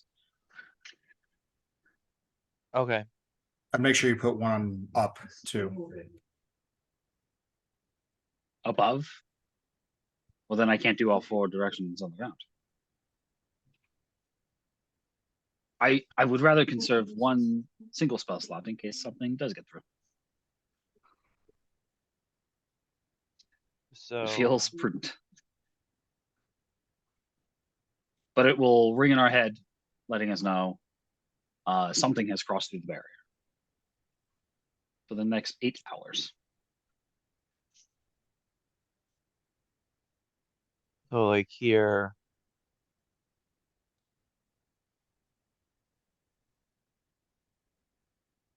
Here.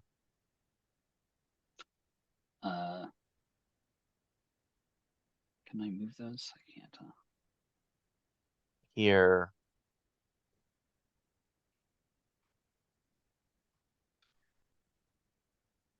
Fuck you. Fuck, okay. Was it 20 foot? Maybe? What was it again? 20 foot Here. cube. That's what it is. Okay.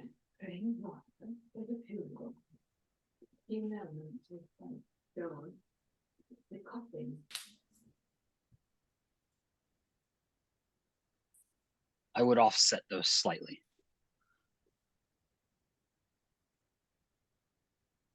In what way? So this, oh my god, yeah, whatever. This one, oh my god, this guy over here goes down 5 feet. This one goes left 5 feet. This one goes up 5 feet, and this one goes right 5 feet. So that there's some overlap. They can't just get at us from the corners.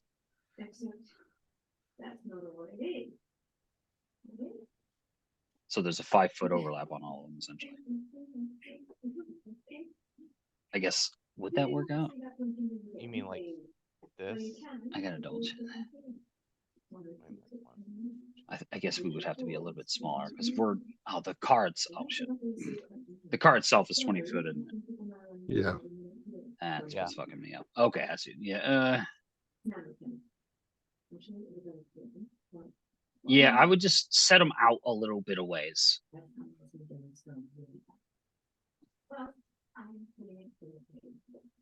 Like the chances of them coming through are they pretty So high.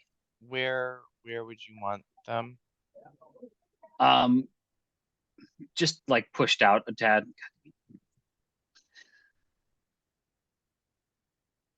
Like pushed out another 5 feet.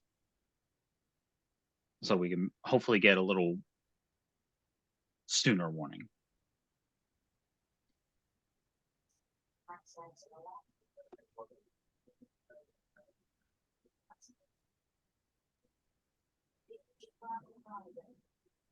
Like that. Yeah, it's pretty good, I guess.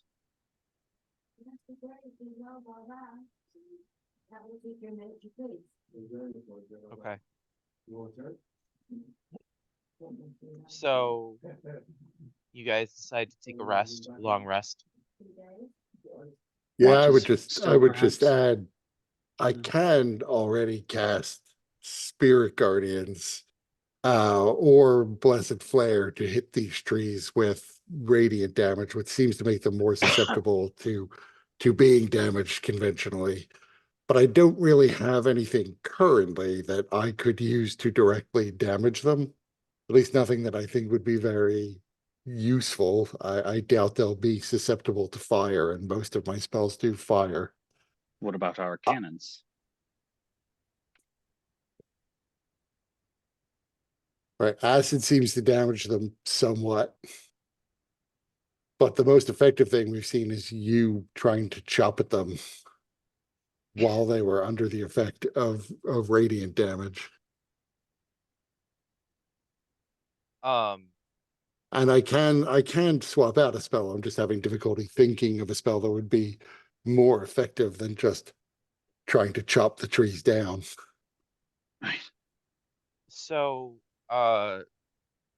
Branded one thing that you would know and remember is if you wanted to, you could attune to the long rod uh and take over for Takash, and then that would give you your spells a bit more power than they would have otherwise. Yeah. You use the cannon. Then I have to unattune for something. Yes, you do. I'll My take periatric wound closure is too good. it. I'll take it. I'll just borrow it. I'll give it back.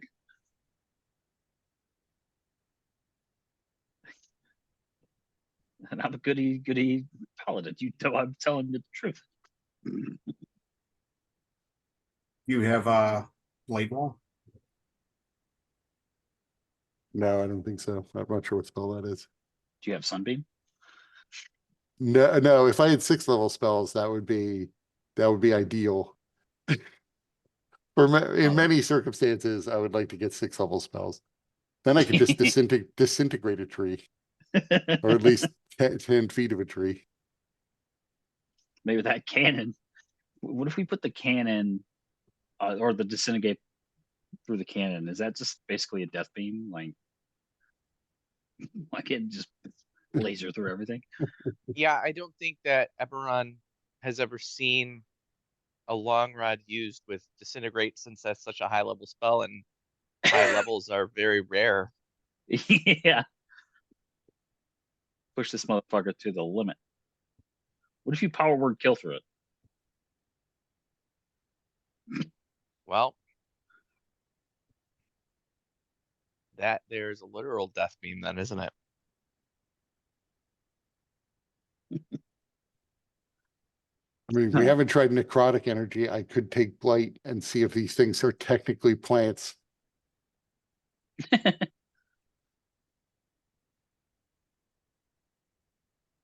Anybody have a? Can anybody speak with plants? Blade just kind of looks at you dumbly. Do you mean plants can speak? I mean, I've met with and been around druids. They can certainly do such things. It's a simple magic for them.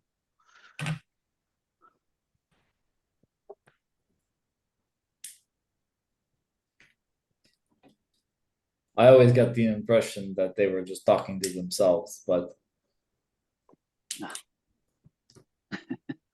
Perhaps the trees are reflections of us.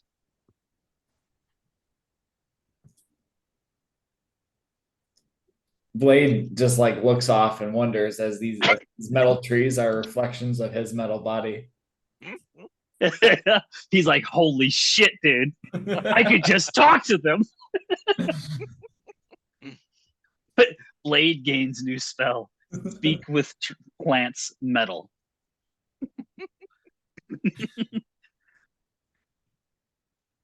Now there's two different versions of Speak with Plants. It's one's metallic, one's organic.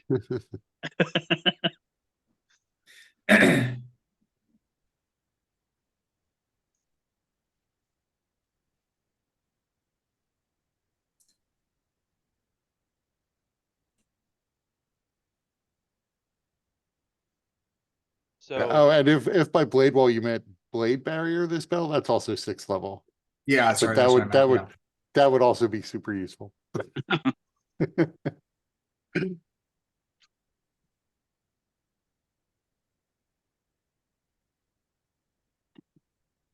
Yeah, I don't know if I have any.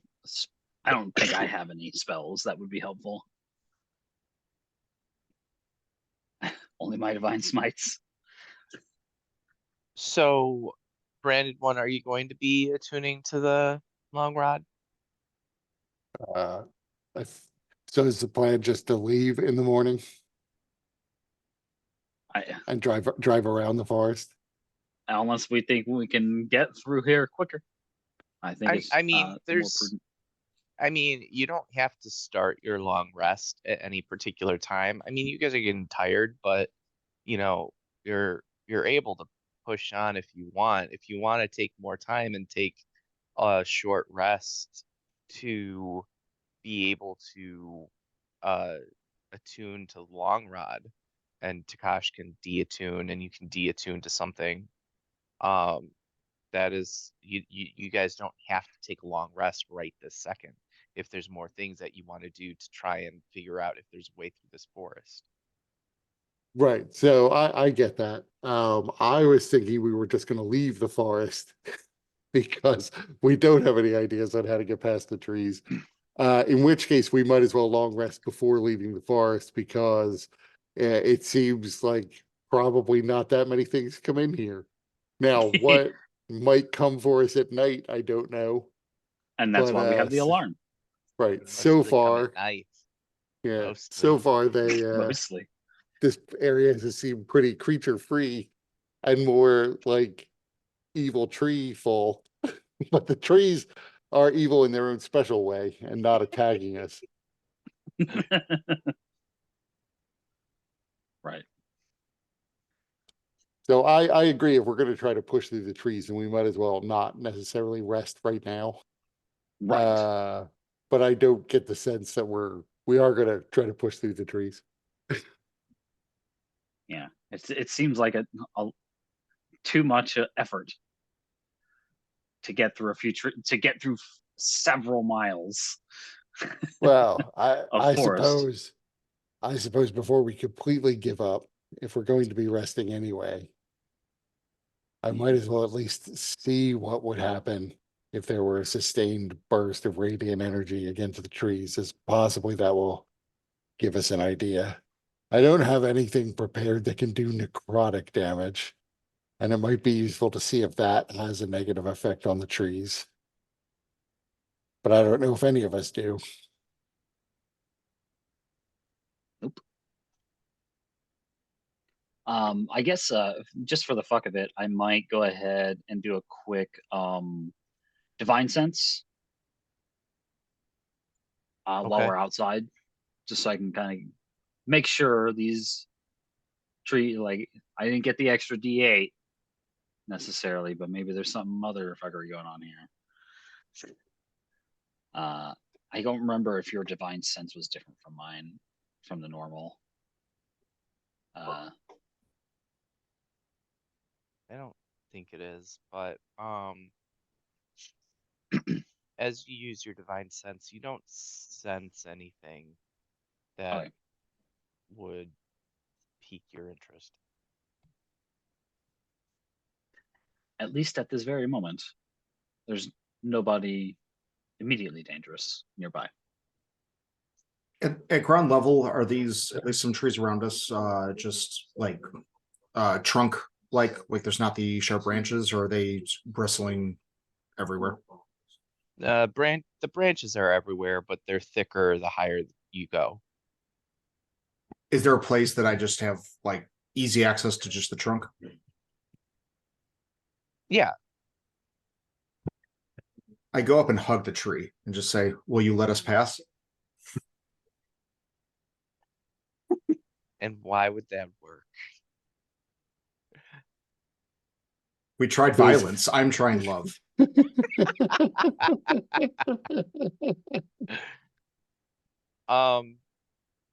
If That's not normally how the druids did it.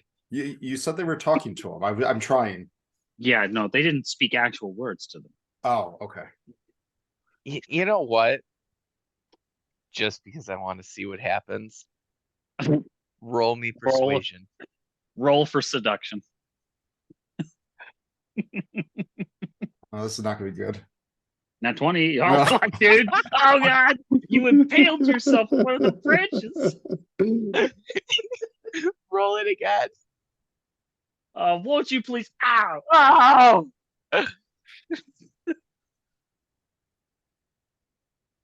Fuck it, you got a -1. They really liked your attempt. You embraced the tree, and the tree embraced. And all the you other back. ones got jealous. So Yeah, embraced it so good. it's a real unfortunate thing that just happened. Yeah, Because fucking. as you hug the tree, you didn't realize that the tree that you were hugging was next to one of the ones that was sprayed with acid, and one of those branches comes undone, and it falls on you, impaling you and pinning you to the tree that you're hugging. So, normally that would be 3d4 piercing damage. However, since it was a critical fail, that was a fail, that's maximized and doubled. So you take 24 piercing damage, and you are pinned to the tree that you are hugging. Oh, Yeah. What did you say to it? there's something very wrong, I guess. This is a hate-filled plane. You were Yes. trying to show love. This was not the right choice. Yes, they do not. They do not like love. It did not appreciate that. It's fun. Come on, let's see here. It's so funny because, like, literally only thing that was going to happen was if it was a critical fail or success, and I thought maybe it'd be a critical success, and that might be interesting, but this is better.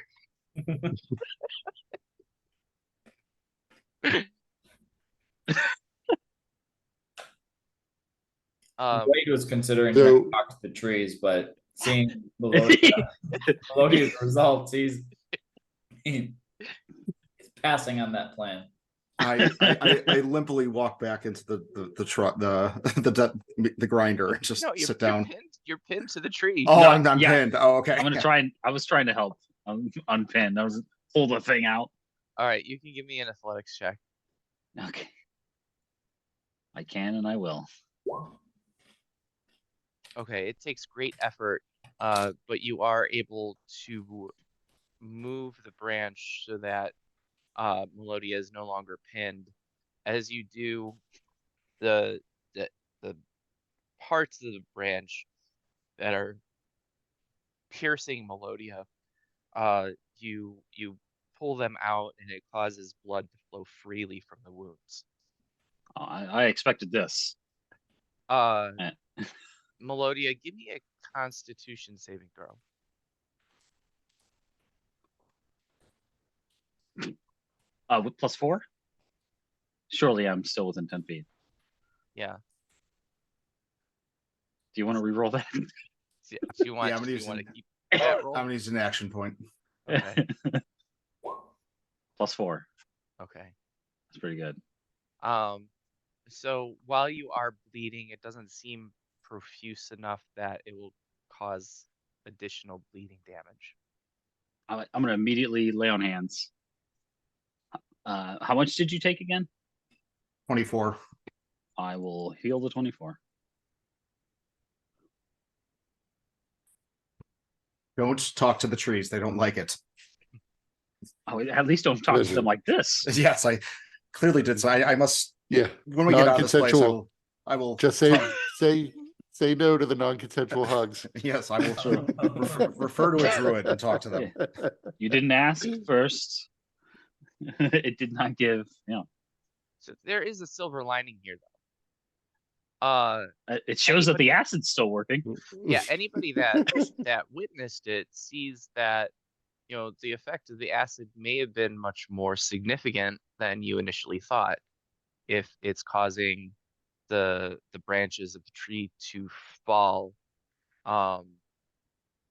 perhaps there are other weak air points that can be exploited if you were to use the bile sprayer. Well, listen, I think, hey, while you're up there, right? If you said you're not sleeping, you might as well just throw out,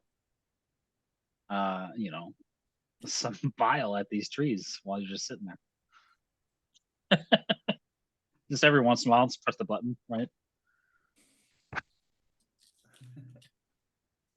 Yeah, I might as well. See what happens. That would be in my purview. It seems the acid does work. It just takes a long time. We need to be able to spray the entire forest and then wait. So, Blade, how long do you engage in this task?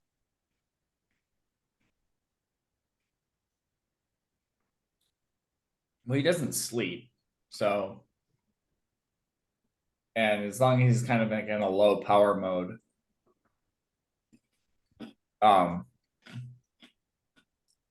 he's able to operate with very limited functions. I guess he would do it probably the entire time we're resting. Until he couldn't, unless there was a reason not to.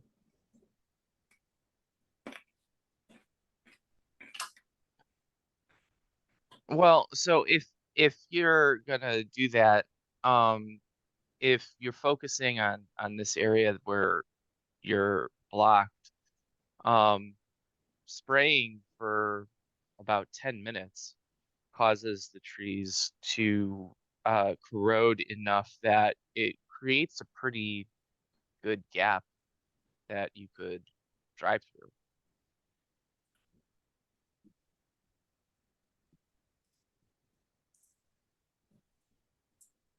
After seeing that, Blade would be like, well, damn. He would like peek down to see if whoever's awake or if anybody else is awake or if everybody's just like sleeping. It was only 10 minutes. I doubt anybody is actually fallen asleep yet. Never know how tired we are. True. I mean, the branded one seems to be owlbearing a bit.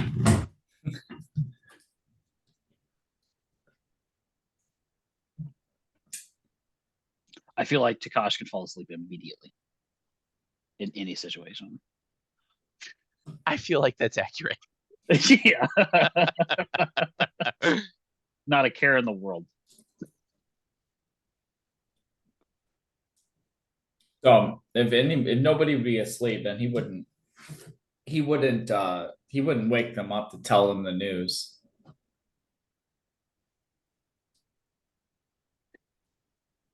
But the others are probably still awake. I don't know if I wouldn't necessarily have just gone to sleep though, so unwind a little.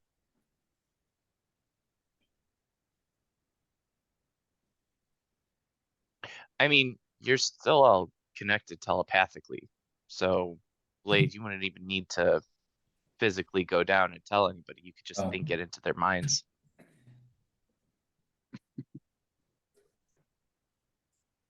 The trees are gone. 10 minutes of acid is enough to melt it. Well, that's good news. Do we want to keep on going, or do you all need to rest? Um, I do not require sleep. I think we should keep on going. See how far we Would- can get before we would this rest. have been before I laid out my alarms then? No, because it seemed like everybody was getting ready, and it was only when everybody seemed ready for sleep that anybody got the idea that Blade would attempt this. Indeed. Yeah, Blade was operating solo rogue.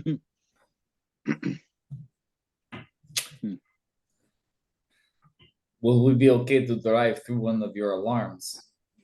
Oh, we can go in and out of it just fine. If it's anything else. Then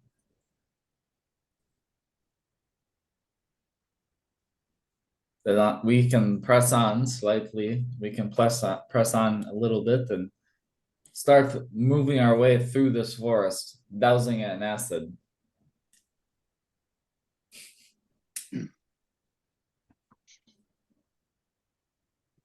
Indeed.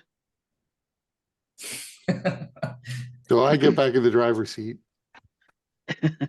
We just come back here for the long rest, and then tomorrow we've already got a little bit of the path cleared. I drive up to where the trees have been. And it seems like north is really the only way to go with a clearing. And then we scrape through. There's a pretty tight spot here.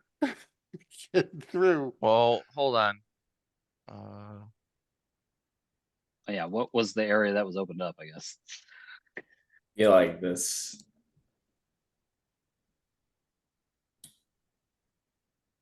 Out here. Is the acid sprayer on the front or on the back? Is We're this- technically there. Is And this I think the acid sprayer is kind of towards the back, but I don't remember exactly. That was just my impression. Yeah. Technically, so we could do it from there then. is this map is this grid accurate? Yes. So that's a lot of trees. The important part is, having enough room here to squeeze through. Yeah, you definitely have enough room to squeeze through. Perfect. I mean, technically, for all of our efforts, we're only 30 feet into the forest. Yeah, I know. But we have spent time figuring out how to clear it.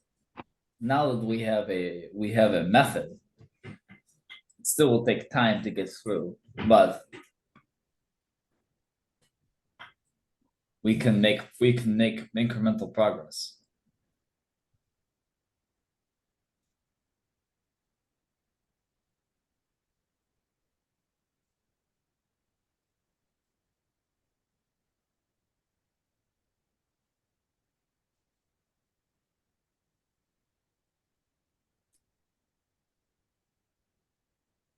And we can see how much we can get done here and see if it jives well with our time calculations that somebody will surely do.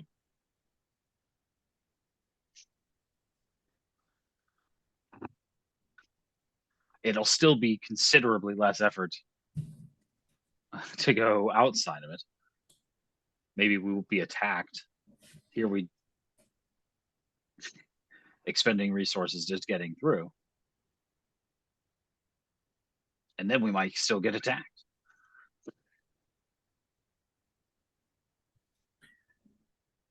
Well, now that we know that the bile sprayer can eliminate the trees in a wider area more efficiently than we thought, it probably will be less wear and tear on the vehicle to make it through this area. Indeed. So it's probably worth it. Is the land here, the actual land, is it pretty flat? Yeah. Okay. I keep imagining it's because the map is snow covered. I keep imagining it being like super cold. And I'm sure it's not.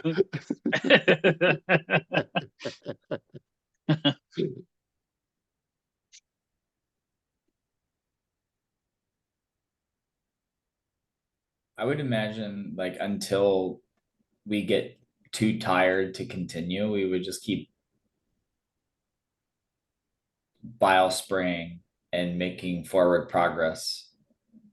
Basically clearing out a section, going as far as we can, spraying another 60-foot cone of acid for 10 minutes, and then rinse and repeat until like we just weren't able to do that anymore. We were gonna Well, I mean, take a rest. you sprayed this thing 3 times. It Yeah, takes 10 minutes for it to erode normally, but what if you keep spraying it during the 10 minutes? No, that's what he was doing. Oh, that sprayed it was what you were doing. continuously I for see 10 what you're saying. minutes. Yeah. I see. Okay. I missed that part. Now that wasn't like consecutive for 10 minutes because obviously there's a right. recharge on it. But over the course of 10 minutes, enough sprays got through that it was able to significantly cause enough corrosion to be traversable. What if we do it all at once? What do you mean? I just like, we get a moonbeam, we get the lightning thrower. We'll just do it all. I think we can mow this fucker down. We might just be able to. So where we cleansed this area or dissolved it, is the canopy just sort of like holding itself up? Yeah. Okay. Yeah, so the area that was being corroded, like above that area, those trees are still intact, but as I said before, because the branches thicken as you go up in the canopy, there's so many connections and so much metal that the canopy is relatively stable and structurally sound. So it's all like intertwined and like essentially just like a mesh of that. Yeah. I don't like Technically, that. I have a preposterous idea that we keep on doing this, but we essentially just build ourselves a big ramp to get on top. Because it's going to take us forever to get through this. But if it's that solid, it's eventually going to collapse in on itself, and then we can get on top of this and then just drive over. Oh, God knows how we're going to get down. I mean, that's different. We'll deal with that when we get there. But I don't think we will. I don't think so. It's just 3 stories, it'll be fine. But technically, if we can move 60 feet every 10 minutes, yeah, actually, it's not too bad. Yeah, that is still like 14 miles an hour. Yeah, almost okay. 15. Yeah, assuming we don't have any like massive hiccups. Yeah, I think that should be okay.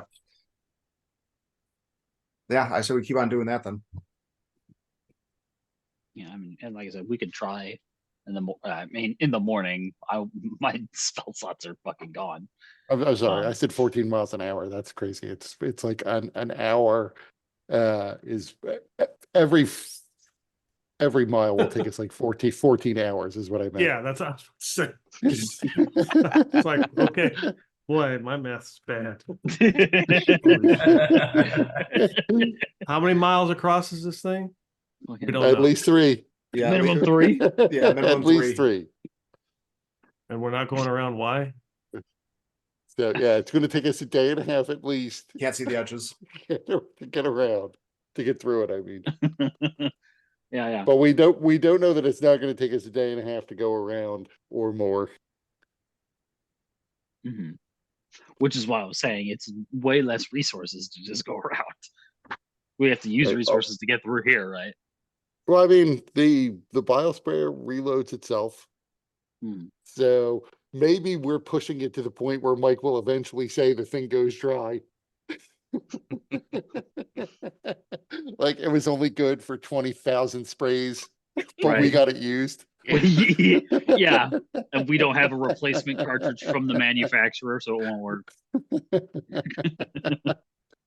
Yeah, there is a replacement cartridge, but it's for a different model. Different, So yeah. Mhm. This is a name brand only model. It won't work with anything else. Off brands can't do it. Yeah, they don't make this anymore. Yeah, and this Change in one's their out. terms Yeah, and conditions. sure there'll be some like magical contract for automatic refills. and this model was retired 500 years ago. But yeah, I guess the plus side of going through the forest, or at least the branded one would think the plus side is so far this place seems uninhabited and so relatively safe. If we go around, we'll probably bump into something we have to fight. Now, maybe that'll be true of the forest, but so far it's seemed fairly quiet. Indeed. Well, something has to be skewering these animals. Sure, Where are they there getting might the be animals? some, right. I was wondering that. Well, Where are all the squirrels and pelicans with any that luck, live we in these might, woods? In the trees. with any luck, you might be capturing. We might be hitting that, hitting some of them with the ball spray. Indeed. So I am happy to push forward, All righty. even though it's gonna take us like at least 30 some hours. 45 hours to get through it.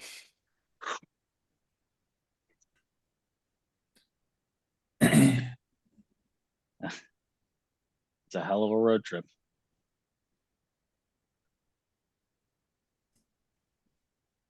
I am partial to moving forward as well. I do not wish to meet a warlord out on the plain. No, just the one in the forest. Yeah. I was gonna say that doesn't mean that we're not going to find one here. The acid resistant construct who lives in here. Right. Acid absorbent. Yeah. Those golems exist. It would be the perfect predator in a place like this. Everything gets eaten away by acid. This one all of a sudden is not it. I'm here. I'm gonna get you now. You were prepared for acid. You acid's just only gonna heal me.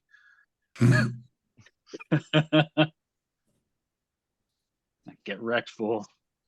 And I mean, and technically, other people can probably rest while we do this because it's just kind of only need one person to drive 60 feet, climb up on the roof, keep Yes. spraying acid. That's what I was thinking. Just sort of sleeping Go down, Spamming the button. drive 60 feet. Yeah, Button masher. Is this an automatic or stick shift? what do you need to drive? Like, what do we actually roll to drive this thing? Land need to vehicle be- skill. When I don't have that, what do I drive? What do I roll? Uh, Not a one. so then it will be like an untrained dexterity check or Okay. intelligence check, depending on the situation. I mean, you can do basic navigation, but there are things that may come up that require. Oh yeah, no, I just figured like like we said, like let's just pretend, hey, we clear out this 60-foot cube, just put it in idle and coast it up 60 feet and put it in park. I feel that should be relatively easy, but Relatively. yeah. I mean, yeah, technically, both Trebek and I can drive. So I actually don't think we need more than two people, even if everyone else can obviously rest then. But it's going to take us, like I said, probably about at least 45 hours. In those many shifts, Trebek and I can each get 8 hours on, 8 hours off at some point and get a rest in. Okay, let's go, I guess. Okay. So I So- will take the first ship driving. Okay.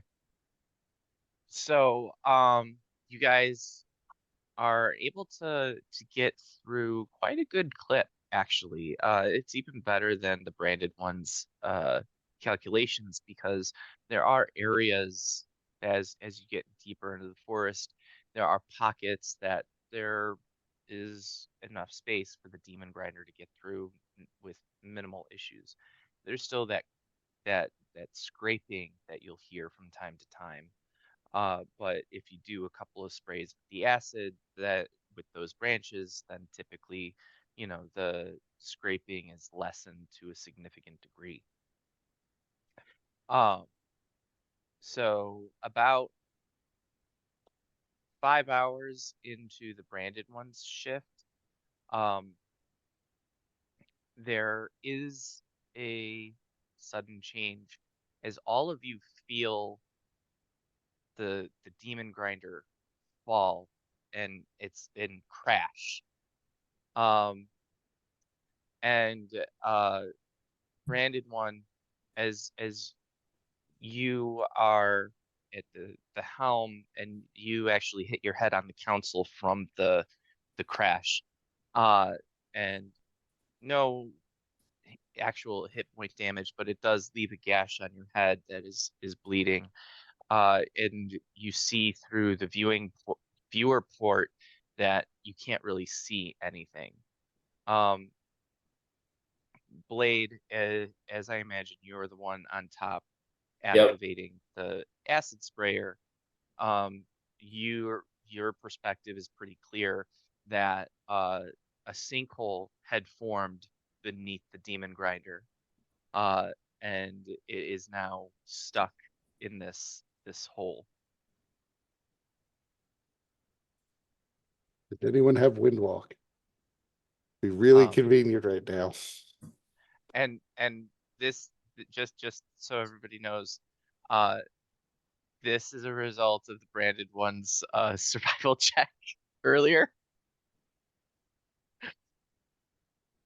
Bit of a Makes sense. delay. Um, I'm assuming this wakes us all up, right? Anybody that was asleep, yes, you would be woken. so I guess Blade would peer over the edge and see that we're partially in this sinkhole. Does it look like we're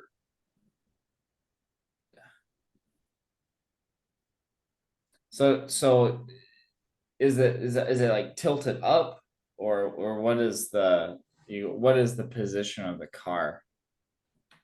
Um, so that's a good question.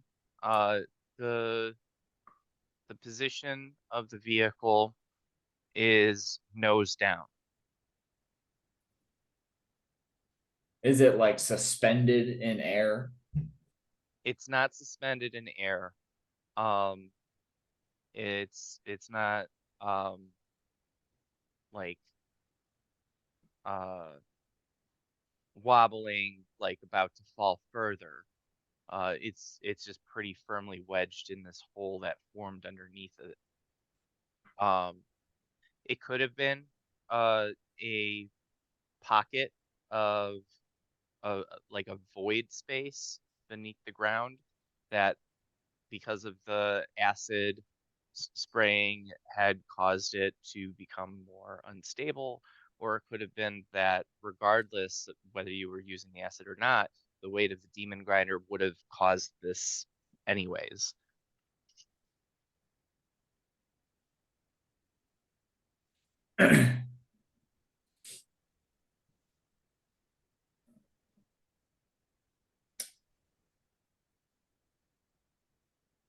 Put it in reverse.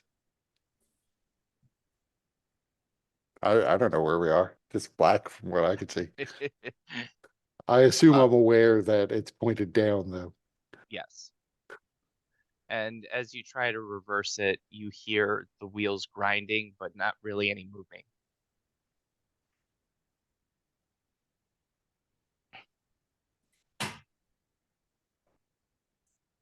So it like I go up next to Blade and I sort of look out through the hole. Is there enough room for two people just to like look out there, or is that like a one person thing? What do you mean look out? Blades on The viewing area. Yeah, Blade's So- on the roof. Yeah, Oh, Blade is I'm on sorry. the Oh, limit. okay. Yeah, never mind. I'm gonna head up to the viewing area thing. Can I see anything else, or is it all black? Like, No, through the viewing scope, because it's a little bit further back in the vehicle, and it extends up pretty far. You do have a somewhat of a view of the area, but once again, the viewing the viewing post is it's tilted downward, so you're looking at the ground rather than looking at the horizon. And if Okay, you if you turn it, then at some point you see you know, up, and you're seeing like the canopy. yeah. So I think at that case, I'm gonna try to get onto the roof where Blade is, and Pantone will probably come out with me, so I have the fire resistance. Okay. I will also try to climb up the length of the vehicle to get to the stairway to the roof, or the ladder to the roof.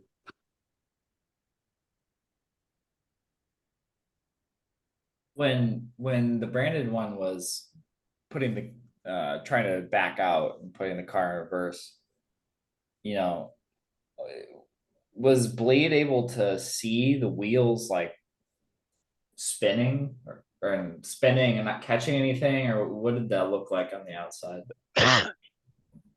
So you would have needed to look over the edge of the demon grinder to see the wheels.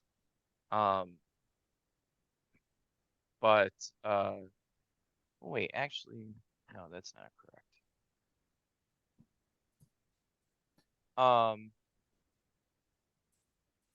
Okay, yeah, you would need to look over the edge, but you would be able to have a clear view of the wheels because they do protrude from the edge of the vehicle. And yeah, you would notice that they're just kind of not catching anything. Okay. So like they're just kind of not touching the ground, so when they're spinning, they're They're just freewheeling. yeah.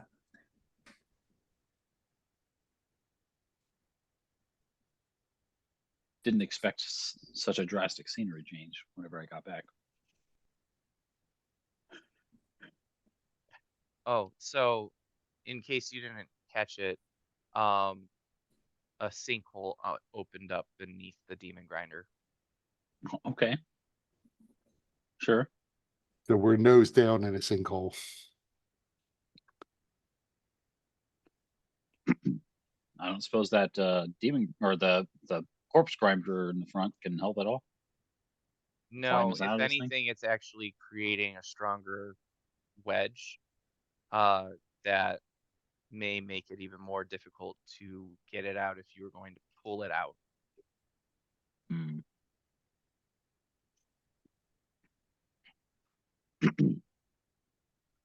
And who's on the roof?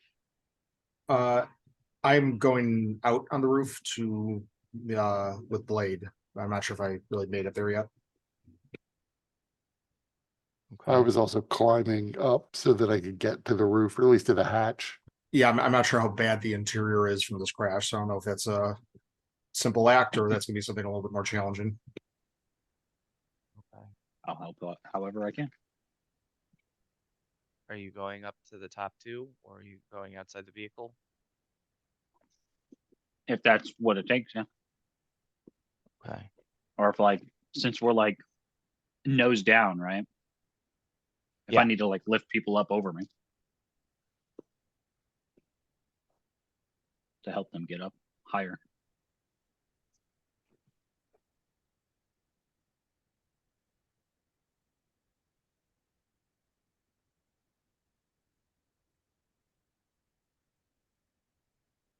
Once again, I would just point out, if we had access to 6th level spells, I could solve this. So if we can find a way to level up, if Takash will kindly die.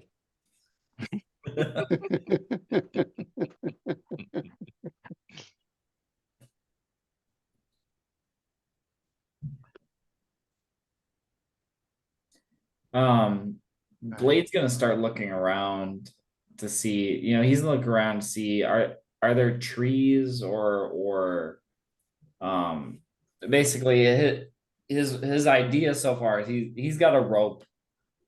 He's sure that other people probably have ropes, so we might have a couple ropes available. And if the wheels aren't catching,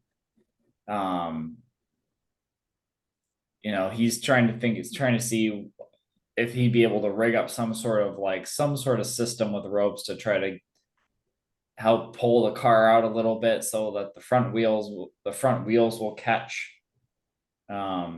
as we're trying to dig it out. So he's trying to see if he can if there's something he can attach to or something he can treat as like a pulley.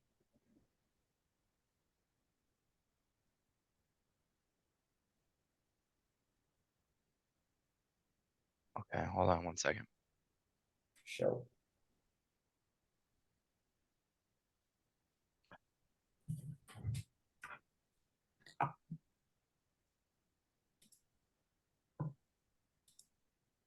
All right, so you were looking around to see if there's enough rope and enough of something that you can create a pulley. Yeah, try or at least create Guys, incoming immediately. And with that, there are two massive impacts upon the demon grinder, which everybody on the roof, give me a dexterity saving throw. Did we make it to the roof? The ones that were going up? Yes. Okay. I think that was everybody. I figured I was last, but I was going up. So you'll get your +4. What was the save, Dex? Yeah. I'm gonna use an action point.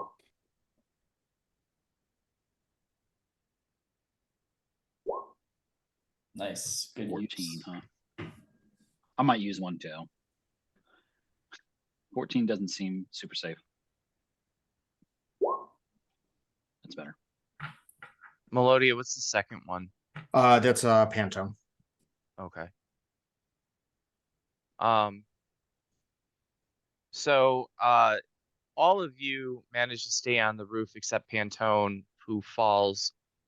But because Pantone can fly, he's able to catch himself and he doesn't take any fall damage. And what you guys notice is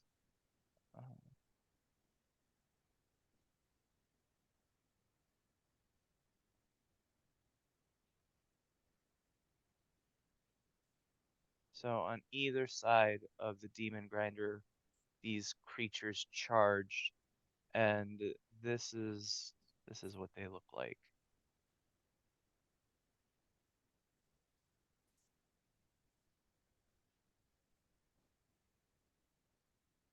Oh, I didn't want to show you that part of it.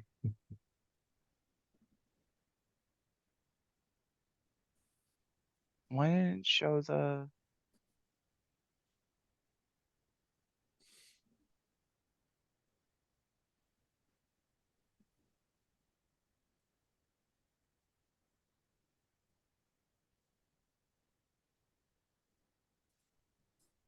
Oh, I know.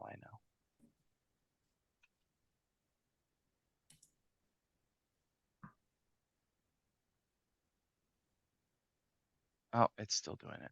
Whatever. Okay,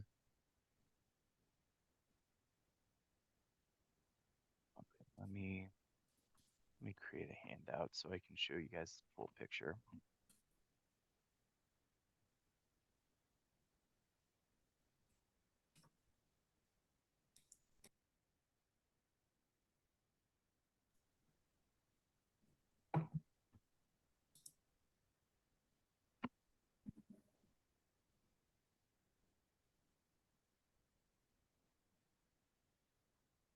So this is what they look like. And both of them struck the demon grinder with tremendous force.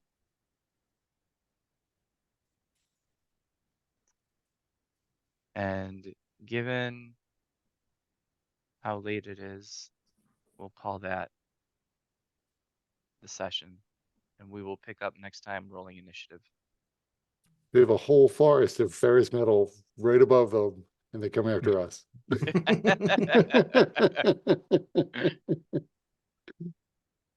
Yeah, well, your metal might be more interesting than the one that they're always sampling. Oh. Sounds good. All right. What did people think of the session tonight? Pretty good. That was good. I haven't played. It felt like I haven't played in like 4 months. So Yeah. Yeah, Good old D&D problem solving. yeah. Yeah, it took a little bit to figure out. You No, know, I was honestly getting nervous as soon as I'm like, shit, I forgot like everything about combat on this. Like I forgot ferocity. I have a new weapon I don't really know how to use yet. I have all this shit. I'm like, oh god, this is gonna be a nightmare. So yeah, the next session should be interesting. Yeah, I did at one point, I was away, but I could still hear. I was imagining that Takashi is actually human, but he's really dumb, and he had 2 siblings that told him, like, no, you're Kalishtar, but you were just born into this human body. What is Kalishar? I don't know that. So An it's an Eberron specific thing. Oh, it is. Okay. yeah. So essentially what they are is so the Delcor is the realm of dreams, and the inhabitants are creatures called Quarry. Okay. And they're kind of spirits, and some of them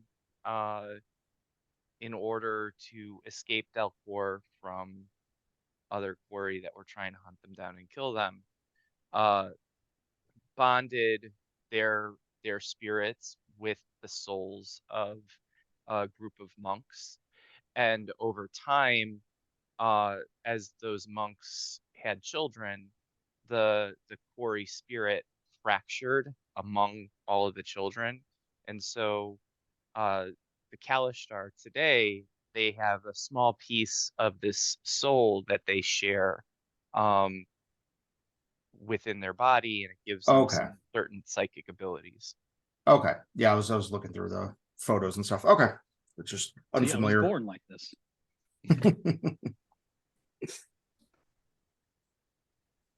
Like the Yeah, one really thing I wasn't know. sure. I really wasn't sure whether you guys were going to go around or go through. Neither were we, obviously. Yeah, I had something planned either way.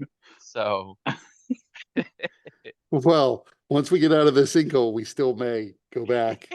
Yeah. You know, fuck this, dude. These things are also here. Fuck this. They're out, man. If we get out of the goddamn hole. yeah. Right. Yeah, I had to look to see how much the demon grinder weighs, and 12,000 pounds is a lot It sure Yeah. fuck is. to Yeah. lift.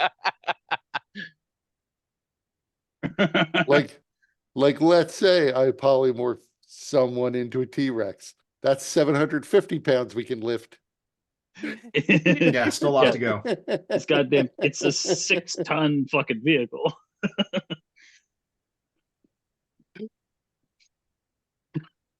Maybe this is it. We live here now. In Yeah, the yeah. sinkhole. We learn to metabolize whatever this metal is. Yeah, we have rust monsters to eat. Yeah. Their enzymes help us digest it. they just taste a bit tangy.